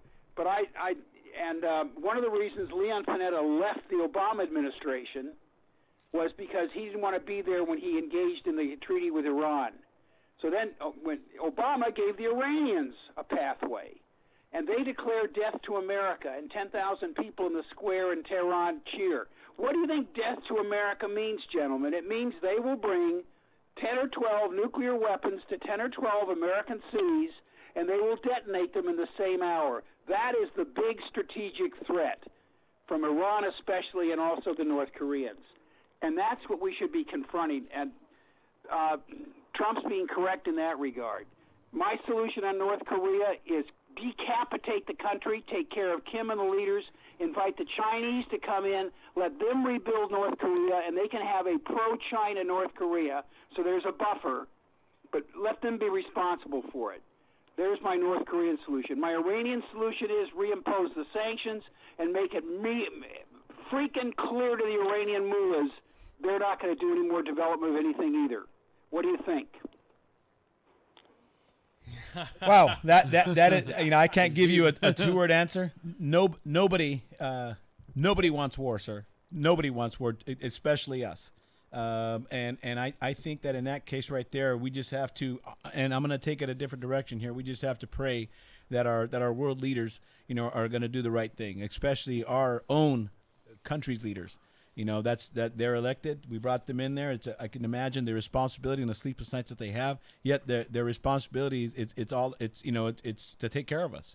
I don't think we want to go to war. I don't think there's a immediate answer that's just a flick a switch. There's a lot of processes I'm sure that are in motion as we speak. I just hope that this is all can be resolved without bloodshed. If we don't stop it, the trends will lead to 12 American cities having nukes either delivered by ICBMs or smuggled in and detonated. And those are things that are, above sort of the military term that you've heard before. Those are above my pay grade. I'm sure that we have things in place. Our country, especially, we have things in place to deter that. There's things that are happening that are deterring that. At least that helps me sleep tonight or the last couple nights. So yeah, 12. I certainly hope not even one goes off. But with that being said, I'm sure there's things in action as we speak that are deterring and stopping that completely. But you have no evidence to support that opinion. I do not. I do not. Well, I have evidence to support my opinion. Okay. I'm not being rude to you. I'm saying it is real serious, and that Bill Clinton and Obama and even George Bush and Cheney were negligent on addressing the trend. But they all wanted to let somebody else take care of it down the road and not make the real hard decision. And I'm not sure Trump is the best qualified person to make that decision, but we cannot let it continue unless we want to live under the sword of Damocles with threatened by North Korean ICBMs and Iranian ICBMs and smuggled bombs from both of them. I get it. Okay, that's how. And I think take a position, express to Congressman Panetta, which I plan to do if I attend the barbecue, also briefly and concisely how serious it is. All right. Well, thank you very much. Informed citizens. KSCO ought to take my view and promulgate it. Okay, take care. Thanks you for calling. Thank you. Proud, steadfast, sir. All right, we got another call? We do have another call, and I'm wondering if we should go to commercial break first because we got one lined up, and I definitely want to hear what Carolyn has to say. Carolyn, we'll take your call as soon as we come back, okay? Love you. Mean it. We'll be right back. Proud, steadfast. Be right back.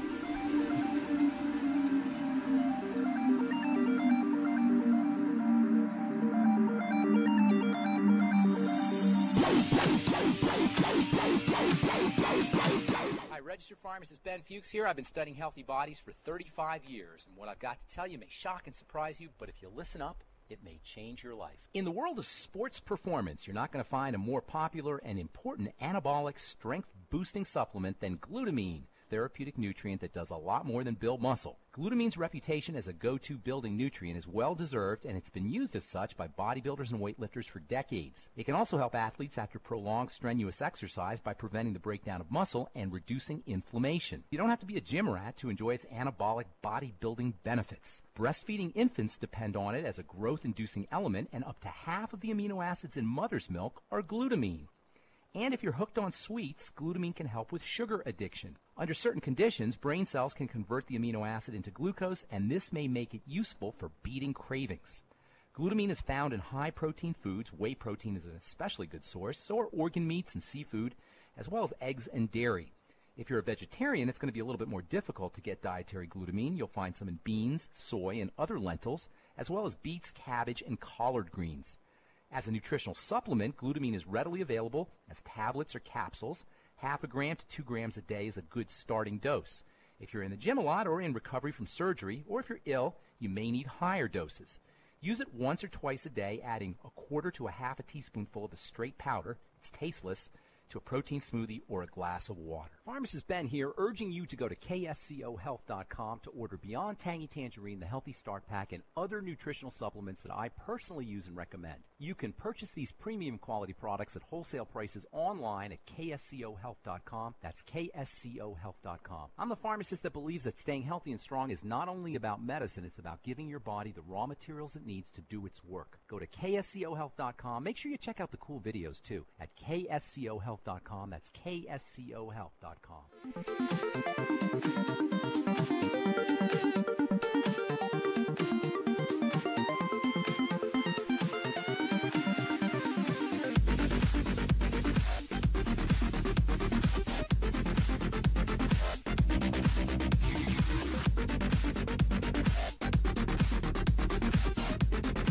Fast. Welcome back to the Better Take Charge radio show. Let's jump right back on the phone lines. Carolyn Smith, thank you very much. And go. Where'd we go? Oh, sorry. Ready? Okay, sorry. Right Combo guy. There you go. Combo guy. Right meow. What's happening, Carolyn? What's up, gentlemen? How are ya? Great. You know it. Hey, Carolyn. Hey. Hey, Carolyn, we got some Rangers in studio that have been waiting to meet you. Dude, I could smell you guys. It's lovely. There's never too many Rangers. Come on. It's all full of testosterone and ribs. Never, but I challenge each one of you to send me a picture, text message in your little Ranger panties. Oh. The closest you're going to get is a Ranger tattoo, okay? That's about it, man. You don't want to see me in the other. What? I don't know. Hey, where are you calling in from, Carolyn? I am calling from sunny, hot as balls, San Diego. I can dig that. Sounds beautiful. This is probably why you can't get. Anyway, so I wanted to say you guys are doing great. I know that you're considering making a move to podcasts and whatnot, but fundraising, right? So do we have a second to talk about a new nonprofit coming online? Yes. Okay, so I have a nonprofit, and you Rangers are going to love it because it's what you want to talk about. It's about a kitten, right? 'Cause everybody loves kittens. That was a joke. Thing on. Okay, come on. So what this nonprofit does is, so we have this children's book. It's a true story. I created the first ever 3D printed prosthetic for a cat. And it's kind of a big deal because it's patented, never been done before. And what it does is it gave me a platform for public speaking and all these good things. So what we did was we just got our 501c3 approved from California. Congratulations. Dude, I'm stoked. Thanks.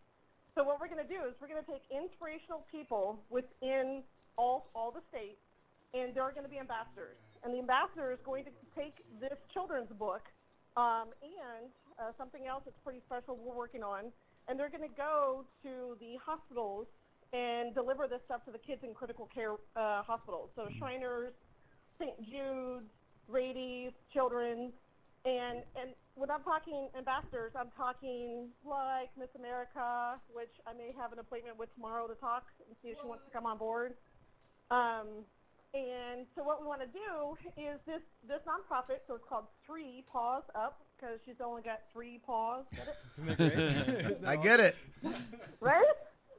So what we want to do is a couple things. A, if people want to donate, they certainly can get a hold of me. But really, we're looking for inspirational ambassadors within every community. So if you are a actor, musician, you're in STEAM, right? Science, technology, arts, engineering, etc. If you're from NASA, maybe you're one of the badass Rangers that are super hot and sexy and want to be an ambassador. Because people recognize you in the community, you can sign up to be an ambassador. It doesn't cost you a damn thing. It's going to take an hour of your time. 90% of all the funds raised were 90/10 nonprofits. Those funds are going to make it so that veterans and first responders are going to tell me their stories of heroism, and I'm going to turn them, and I'm going to help them turn them into children's books. So the second phase really is you're going to tell me your inspirational perseverance story. I'm going to teach you how to put it into a children's book, tell you the matrix of it. We're going to put it through our publishing side. We're going to publish your book for you, your name on it, link you with an illustrator, and then that book is also going to be pumped into the mechanism that's going to be delivered to children in critical care nationwide. Boom. That's awesome. That is awesome, Carolyn, and that's just so well explained. You know, one thing that we've learned just from my experience with our nonprofit and fundraising is, you know, we can invite so many people to the party, but we have to have the right theme. And if they believe in what you're doing, we're a simple group. You know, we're all volunteers, some veterans, some other non-veterans, but we're all patriotic, and our cause is just honoring veterans. When they believe in your cause, and that's how you're moving your cause in that direction, and if you're willing to put the work in as well, the funds will come. It's not rocket science as that term is. You just have to have that worthy cause, and that strikes the people there. And going towards the kids, that's great. And you're talking about inspirational stories of success and so forth. It reminds me of the story that we all read, Carolyn, the little train that could. There's so many times that, you might have been told you can't do something. And then you're starting to climb this hill. And all of a sudden you're looking behind you like, wait a minute, I can. And if you're dealing with children that are in critical condition who don't know if they're going to survive, and, are dealing with all this, painful treatment, that they can as well. So I think that works. That could inspire, motivate them, and lead them to success. Awesome, and not only that, but they're also going to be delivered by people who are inspiring themselves, right? So I'm looking for Tim Tebow. I'm kind of an overachiever, so I'm looking for Flotus, right? I'm going to raise $1 million. I know it. I can see it in my head. And the side project really is turning this children's book into a movie. So I'm halfway through my screenplay right now. I feel like we're getting like a solid sneak peek for September 24th. But you know what? Give it a shot. I mean, and dreaming's free. Dreaming is absolutely free. Putting a plan together, nothing. You know this from being in the military. Nothing gets pulled off without a plan. It sounds like you got a plan, and shoot for the top, shoot for the stars. To say, okay, I'm going to raise 5,000. That's good. You know what? You limited yourself. Yeah, raise that $1 million. Coming to a theater near you. Right, that's how MPs work, right? That's how MPs work. So I know that Rangers lead the way, but it really is MPs lead the way because you guys stole that shit from us. I'm just saying, I love you guys because you're super awesome. But beep beep. Well, hey, Carolyn, we got some more phone calls, and I don't want to give too much away because you are coming on the show September 24th. Yay! Okay, love you guys. Proud Steadfast. Thank you. Got another caller. All right. And this is Colonel Brown about North Korea. Yeah, Colonel Brown, welcome back, sir. Here we go. Hey, how's it going? Hey, Ranger. Hey, I just want to say I have no idea what the last caller, what that subject was about. Were you talking about the Ranger panties or the North Korea? She wanted to see you in your Ranger panties, sir. Talking about cats and everything. Yeah. Hey, thanks for calling in. You know what? Thanks for calling in, Colonel Brown. Please shed some light on that because I didn't know how to handle that. A couple of callers ago. No disrespect, but that. First of all, I got in trouble last time I was on the show. I have to say my views don't represent views are official position of the Department of Defense or the Army. So with that being said, that's all straight up. We Larry should Brown put that right disclaimer at the beginning of every show. Yeah, exactly. Thanks. Having lived and worked in Korea, so there's this fever pitch, right? So we just have to take a breath, don't get emotional about it. The last time an atomic bomb went off in anger was 1945, right? Yep. Nuclear power and the power of the atom through a bomb is old technology. I mean, the cat's out of the bag. And so proliferation of the bomb is going to continue. Yes, we try. But the question is, do we go over war about it? Whatever decisions with the past presidents, do we go to war over something that's old technology and the cat's out of the bag? And that's the question that our country has to answer. If you listen to the comments of Secretary Mattis last week, and notice, guys, we've been in 2 wars. How long have those wars? We've been at war at Afghanistan, and we've been at war at Iraq. Those wars have not ended.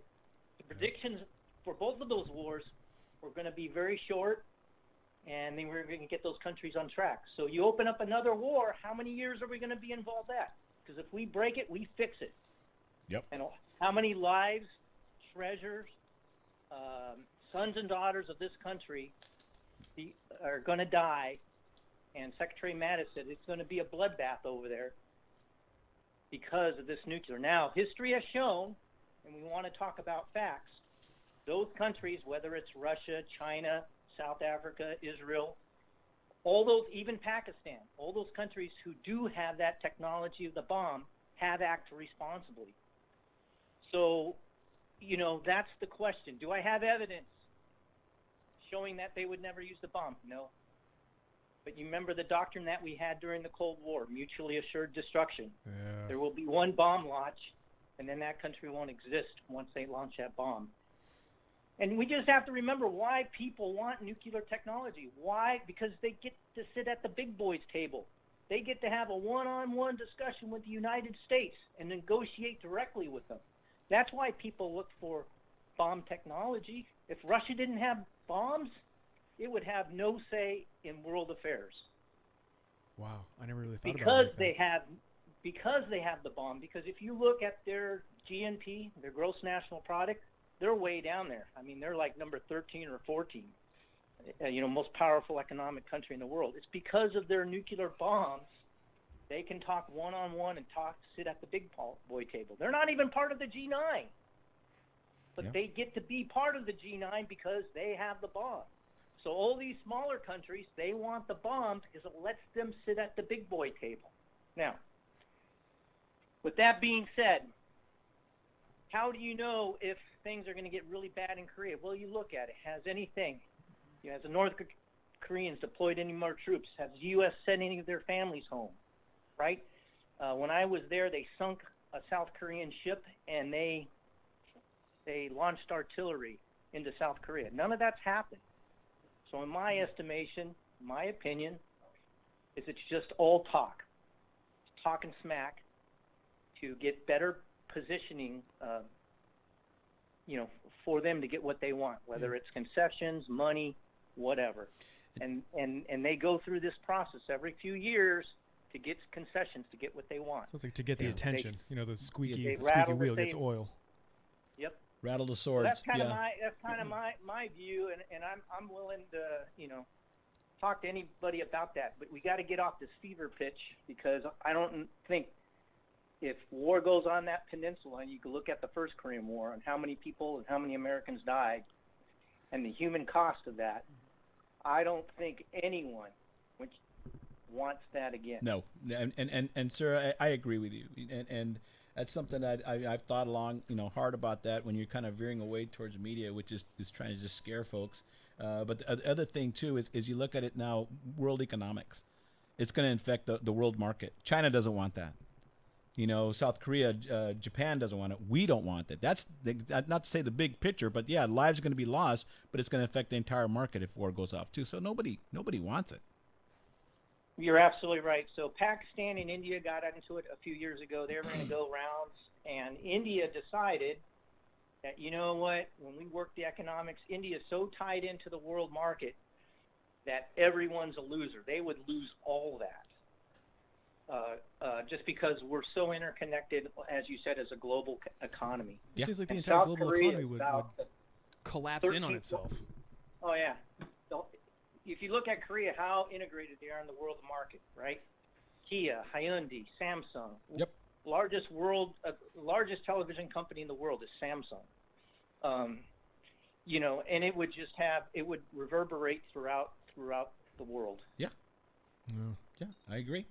Sir, I'm glad you're on the phone. I wanted to throw out this idea, stepping away from the specifics of North Korea. I wanted to throw out this topic that was brought up in 1981 by Roger Fisher. He's a law professor who had worked at Harvard, and he had this idea, again, that was introduced in 1981, that nuclear launch codes be implanted in a volunteer, in their chest, in their mediastinum, next to their heart, so that in the event that the president wanted to launch a nuclear weapon, the president would have to take the life of an innocent person with his or her own hands before they take the lives of hundreds of thousands, if not millions, of people. Now, bringing it to the real stage with North Korea, there's a lot of puffed up chests and some aggressive talk going back and forth. But I kind of wanted to talk about, at least introduce and forward that idea as a moral and ethical dilemma. Yeah, well, launch code, I don't think there's ever been an issue. Over the years, if you look in history, there's been mistakes and missteps. I remember one where they were playing jokes of Santa Claus coming across the North Pole over Christmas, and it was a yearly thing. And some young guys who didn't know they did that took it as a serious, someone had launched nukes because they were tracking an identified target coming over the North Pole. Oh my gosh! It was I really can see how Santa that prank Claus. goes haywire. No one really told fast. the analyst. No one let him in on the jokes. You don't So wanna mess with Santa Claus. there's constantly fail-safes and fail-safes. I don't know if we have to go that far. Someone has to show the evidence why the current system doesn't work, at least our launch codes. As you know, it goes back to the presidents. You remember during the Cold War, our submarine naval officers had independent authorities to launch nukes. Wow. And that was withdrawn once the Cold War was over. So it hasn't got less restrictive. It's gotten more restrictive, since we backed off away from the Cold War. Yeah. So I don't know, for at least from the American perspective, if there's really, evidence to support a change from the way we currently do it. And sir, and not to take away from the seriousness of this conversation, but I'd hate to be the lucky person who pulled that short straw. You get to have this implant. Thanks. Yeah. I think the reality that idea is forwarded if we were going to be the first strike, if we were going to be the ones to take the aggression and step it up a notch. But again, when you do throw in the reality of the situation, there's a lot more facets of the situation to look at. Who's the real aggressor and what's the impact going to be, because it's more than just life lost. Yeah. First strike. I think the Cold War is a lot hotter than anything that we're seeing now. I mean, why would you go first strike against a third-rate country when you can just invade them and take them over? I mean, you sent the Ranger battalions in there and just take over the government. I like your answer on that one. Send in the Rangers. It'll be over in a week. I usually use nukes for big boys. So I just don't see the strategic sense of doing this first strike against a small power.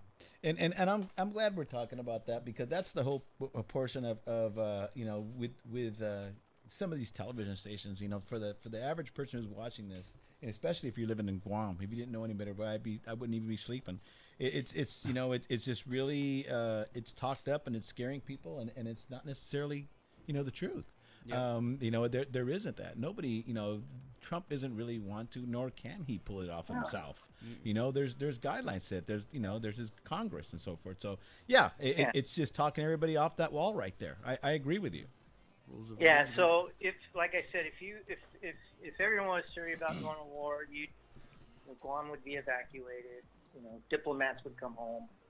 You would see the physical evidence of something really going wrong. Now, with that being said, there's always a chance. Yes, there's always a remote chance that someone, we suffered it in Pearl Harbor. We suffered it in Korea when the Chinese came across the DMZ. But that's life, right? So you get a chance of getting bit by a dog or a bee sting or attacked by a shark out in Santa Cruz. So, there's always a small chance of something going wrong. But Tony's right. It's not something you should lose sleep over. Darn straight. What a very Rangerly thing to say. Ooh-ah. I haven't lost any sleep over it either. Me either. Sleep's way too important. Yes, it is. Sweet dreams. Well, Proud and Steadfast, sir, thank you very much. Thank you for your input, as always. Yeah, no, and I hope to see you guys around, and we're praying for you, and we're spreading the word about your radio station in every corner, and anyone who listens. So that's good stuff, sir. Rangers lead the way, sir. All the way. Thanks. Hopefully we'll see you next week, Ranger. Yeah. Oh, yeah, definitely. I'll be there at the Rib Fest. I kind of like the rib bones on the ground, so I may wake up. Let's clean up, crew. Proud and Steadfast. This is the Veterans Take Charge radio show. One last commercial break, and we'll be right back.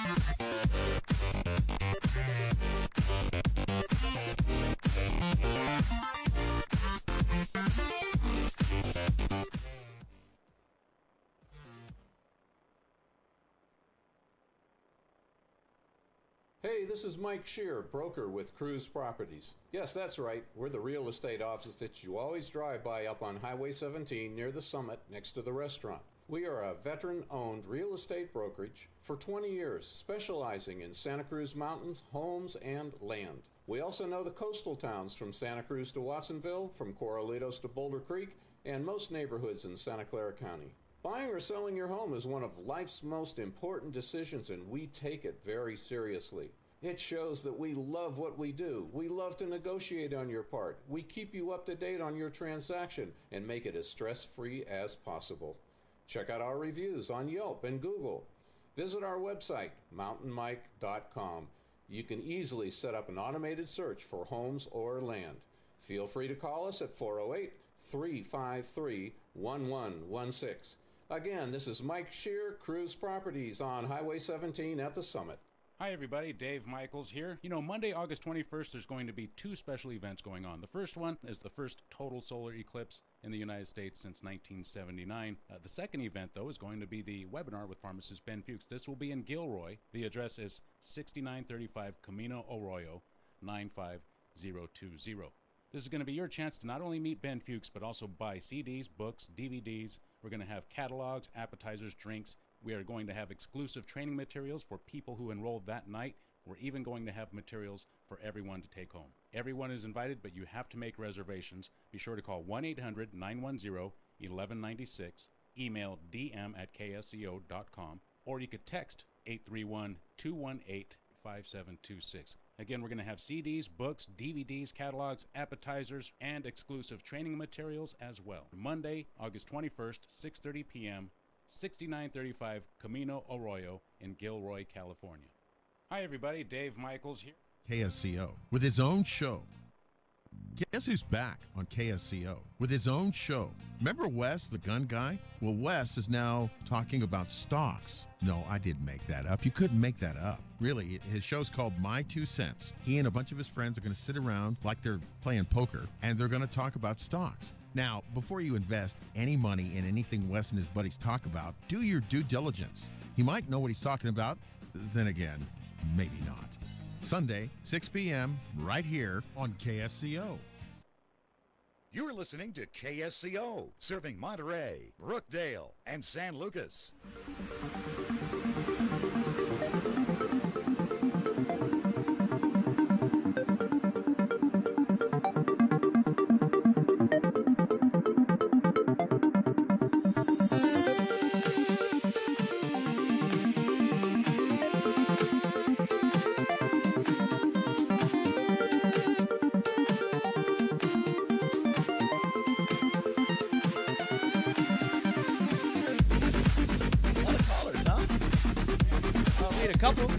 Welcome back to Veterans Take Charge.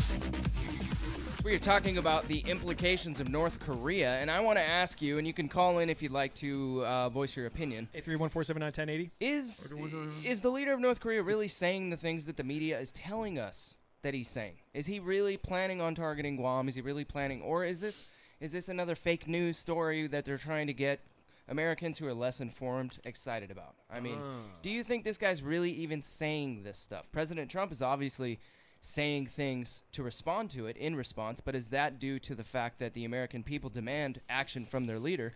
I would imagine that the news is telling us something that resembles the truth, and I'm going to go so far as to speculate that it's filtered through media lenses. Well, and Ramos, you know what? You're hitting it right there, too, because like anything, I'll give you an example.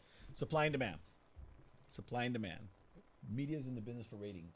Mm-hmm. It's a business, folks. Yeah. How are you going to get people to continue sponsorship? watching? You want these people to buy your commercial time, buy all this airtime. So many you're putting on likes this you news. can look at the TMZ. Look at these things. They'll throw a story that's completely untrue. Oh my God, you're gonna watch it now. It's all about sensationalism. So it is sensationalism, and it's again, it's supply and demand. Yeah.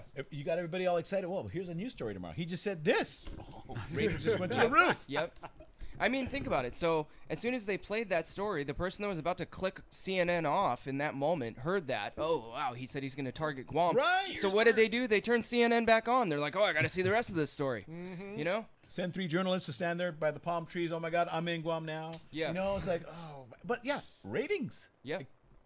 So we're being more than likely, in some sense, we're probably being manipulated at least a little bit here.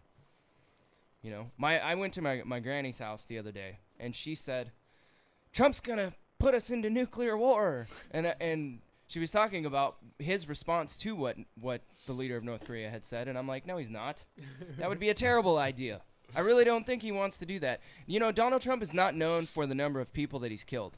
So I really doubt that his goal in life is to press the red button, killing hundreds of thousands with one fell swoop. I don't think that that's his agenda. Could you imagine the moral wounds that would inflict on someone? I watched a biography about Lyndon B. Johnson, and Kennedy had kept us out of Vietnam. Lyndon B. Johnson immediately basically put us into Vietnam, and his wife literally watched the guy's health deteriorate from the moment he sent troops in and our young guys started dying. Lyndon B. Johnson was breaking down. I mean, he literally had to deal with the fact that he had made that decision, and 57,000 young American men were killed because of that decision, and it ate at him every day for the rest of his life, as it should, you know.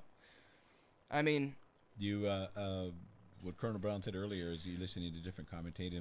When General Mattis spoke, you know, he spoke from the experience of a warrior. Oh yeah. You know, who's seen bloodshed, and I think that he is probably the last person who wants it. Yeah. Because he knows the horrors that it's going to bring. You know, so and he emphasized what the effect would look like, and he delivered that message clearly. The word bloodbath was used, right? I mean, and he's literally trying to give a mental picture to those who have never seen what war looks like. So it doesn't want it. Yeah. Man, oh man. You guys are all looking at me. What you got, brother? Well, I think this is actually kind of perfect because Tag, you're it. So Josh Mons has inspired me with his message, and his message revolves around moral injury, and this moral injury touches on this subject. This subject touches on moral injury kind of perfectly. You know, you mentioned that Lyndon B. Johnson was the reason we went into Vietnam. So he made the decision. He made the decision, and ultimately, you know, thousands of lives were lost, and some people would say that was justified, some people would say it was not justified. You know, Vietnam in itself was a can of worms, so to speak. So I really want to talk about moral injury, what moral injury is, who it impacts, how it impacts, and to let everybody out there who is dealing with some semblance of moral injury know that, one, you're not alone, and two, that there are avenues of approach to rectify that.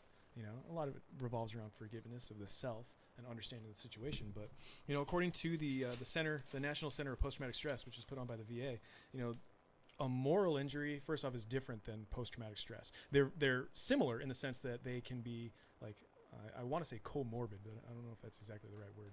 You know, post-traumatic stress is a diagnosis. You know, it's a diagnosis about behavioral stuff, whereas moral injury is a transgression. Something happens that's a conflict of your personal integrity, your morals, your spiritual and emotional stance. Would this be similar to survivor guilt?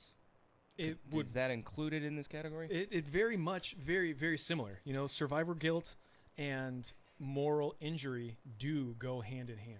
You know, ultimately there's one big umbrella, and it's called warfare, and it captures a lot of this stuff. Yeah.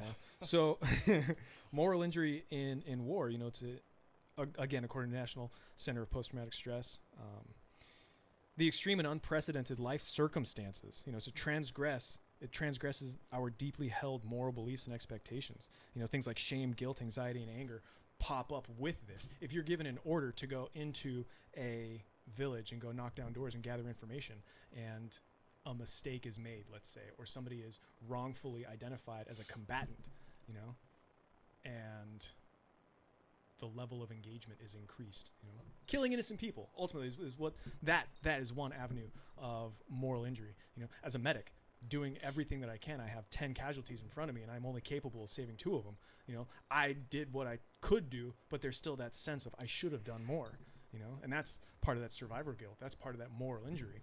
You know, or what could I have done different? You know, Yeah. what could I have done more for myself, for him, her? And that moral injury, it's there's that real fine line between that and PTSD. They almost play hand in hand. I just finished a book this morning, and it talked about we were talking about Specialist Smith there with the Rangers in Mogadishu. Black Hawk he Down. passed away, and it was a Black Hawk Down. It was a slow death, and this Delta medic that was trying to save him, I'm sure, you know, that it left him. You know, that's your job, is to save lives. You know, and unfortunately, because of the way the situation was, he wasn't able to get the assistance he needed, and he bled out. Yeah. So that's one That's set a of good moral example injury. of it. You know, when not being able to help somebody. Also, you know, when you're looking as you know, someone growing up.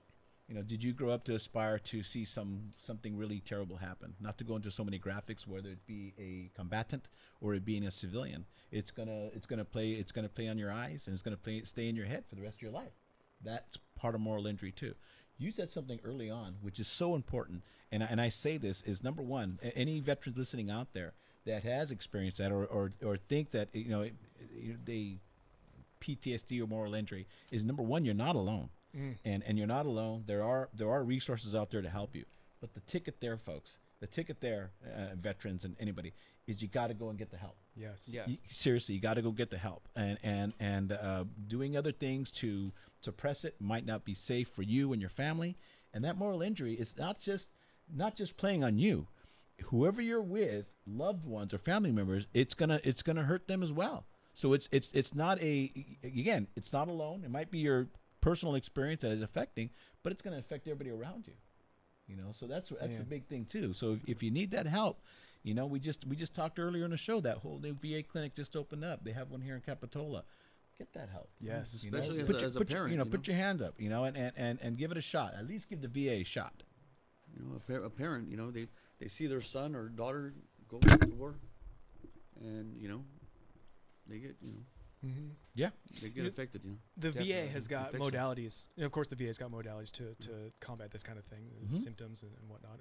Of course, there's also all these grassroots movements that we've been talking about, but specifically the VA has got a few session modalities, and it includes education about the complex interplay of the biophysiological aspects of killing at war, and how that might cause some moral injury. Identification of meeting the elements and the cognitive attributes related to killing at war. Self-forgiveness. I think self-forgiveness is probably one of the biggest and most important things that we can do. Absolutely. For ourselves. You know, making amends with the situations at hand, and then, you know, exposure. Exposure is one of the things that is gonna help facilitate this. Being exposed, re-exposing yourself to that situation, and processing it. Yeah, exactly. Cognitive processing therapy is you know, it's pretty important. It is. But again, I think that self-forgiveness, for me and my personal experience, I think that self-forgiveness is freaking difficult, first off, but it's also one of the most important things that we can do. You know, it's funny that you mentioned the Black Hawk medic. My third day down range, the second deployment, third day down range, I had a kid die in my arms, and it was difficult because it was the same exact thing that I kept thinking, what could I have done differently? What should I have done? You know, we put him in the expectant pile, and I saw him continuously struggling for life. And so I went back to him, back in the expectant pile, and the doc told me the second time, you need to stop and go help somebody else. And that is it. I carry that. You know, I have carried that. There was also a couple of other things that happened downrange that, you know, shouldn't have happened, that I'm not proud of, you know? And that self-forgiveness is... It's important. It is important. It's not a light switch. Okay, I forgive myself. It's a process. Oh my gosh. And it's a process that could take the rest of your life. And you know what's interesting? I'm the last person to forgive me. Oh, and that's the thing too. Everybody else. We're doing things you're talking about morally and so forth. We're trained to do things, you know, and that go against every grain, but we have to do it, you know, in order to bring our own soldiers home safe, alive, not even counting ourselves, bring them home back, bring them back. So yeah, you do things, and I think processing is the most important thing. Yeah. Talking it through with a professional. It's not something you go and tell your neighbor, hey, by the way, as you're mowing the lawn, you know, hey, this is what I did. You know, you did this. But speaking to VA professionals is important, or civilian counseling. Because people around you, especially your loved ones, I'm sure they want to help, but they don't know how. I'm not a trained professional. No, I'm not. But if I had veteran buddies that have been hurting, you know, I'll be a sounding board. I'll hear them out, and I'll, you know, and it's that push over the edge for female service members and male service members, because it's that machismo that we have that we don't need to help. Yep. That could sometimes be the biggest building block right there. You got to push that over, and once that happens, man, it's all good. Yeah, real quick, I want to read this out. This is the difference between moral injury and post-traumatic stress. You know, Are moral injury and post-traumatic stress the same? More research is needed to answer this question. At present, although the constructs of PTSD and moral injury overlap, each has its own unique components that make them separable, that make separate consequences of war and other traumatic contexts. Like post-traumatic stress is a mental disorder that requires a diagnosis, where moral injury is a dimensional problem. There's no threshold for the presence of moral injury. Rather, at a given point, the veteran may have none, mild, or extreme manifestations. And those manifestations are like purposelessness, anger, anxiety, that kind of thing. Transgression is not necessary for post-traumatic stress to develop. We could witness a car wreck and, have post-traumatic stress impacts. But transgression, something that conflicts with my personal character and things like that, that is one of the defining factors for moral injury. Nor does PTSD diagnosed sufficiently capture moral injury. And then there's a little bit more about mental health symptoms and moral injury as separate manifestations of war. Anyway, moral injury, if you guys Google this stuff, there's a lot of information about it. There's the Moral Injury Project that's in one of the universities, Syracuse University. Yeah. Anyway, we've only got a few more minutes. Tony, Angel, both of you guys, thank you guys very much for being here on the Veterans Take Charge radio show again. Throw out some real quick information. You know what? Here's some real quick information. First off, eat a lot, okay, over the week so your stomach's nice and stretched out. So you don't go over there and eat one rib and like, oh man, I'm full, okay? So, Saturday, August 19th, 4th annual Old Town Throwdown. We're partnering with the Police Activity League, nice car show. Come on down there and support. The weather's going to be beautiful. It's only $12 a plate. Beans, a salad. Come see my face and don't lose your appetite, hopefully. But nevertheless, just come out and support. All our funds are for the Veterans Day Parade. Our Veterans Day Parade Committee.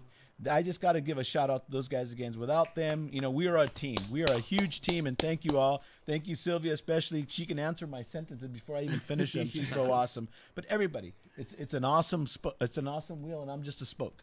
I mean that.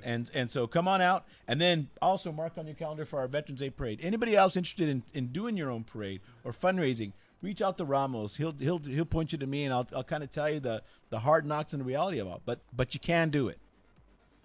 My last word is the crazy thing is that everybody joins the military. We go through whatever we go through. And after we're done, we still recruit and try to get everybody to join. All this craziness, you know what I mean? All these stories, all these things, And we're still asking kids, hey, join. Yep. But you know what? It's our future. That's why we ask them to do it. Do it. That's it. Yes. Do it. Stay strong. You gonna close this out? Go for it. All right. Next week we got Perry Yee, Active Valor. He's gonna be our first Navy SEAL on air, and it's gonna be awesome. Hopefully, fingers are crossed, he's gonna be in studio with us. Anyway, go to facebook.com/KSCO Vets. Like and share the Veterans Take Charge radio show. Stay tuned for stuff. Dragnet.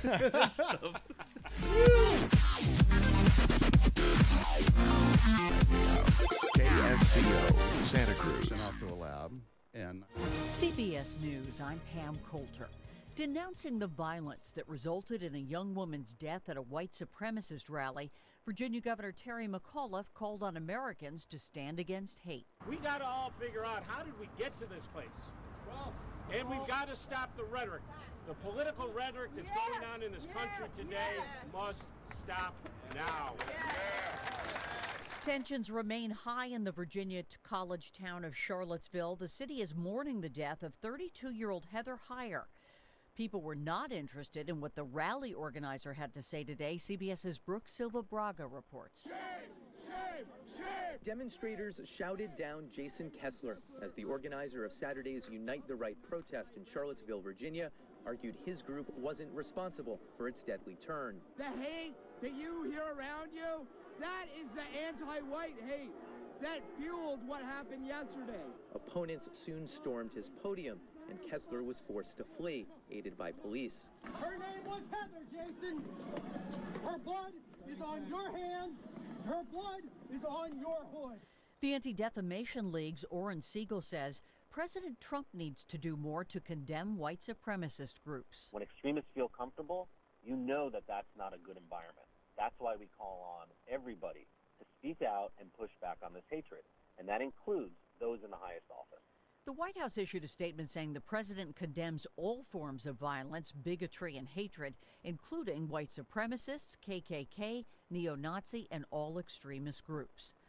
During a lull in the war of words with North Korea, the Trump administration is taking stock. I'm Tom Foti. National Security Advisor H.R. McMaster sums up President Trump's bottom line on the North Korea situation. He cannot tolerate, will not tolerate, a threat to the United States from North Korea involving nuclear weapons. McMaster tells ABC's This Week the focus is on diplomacy, but we are prepared militarily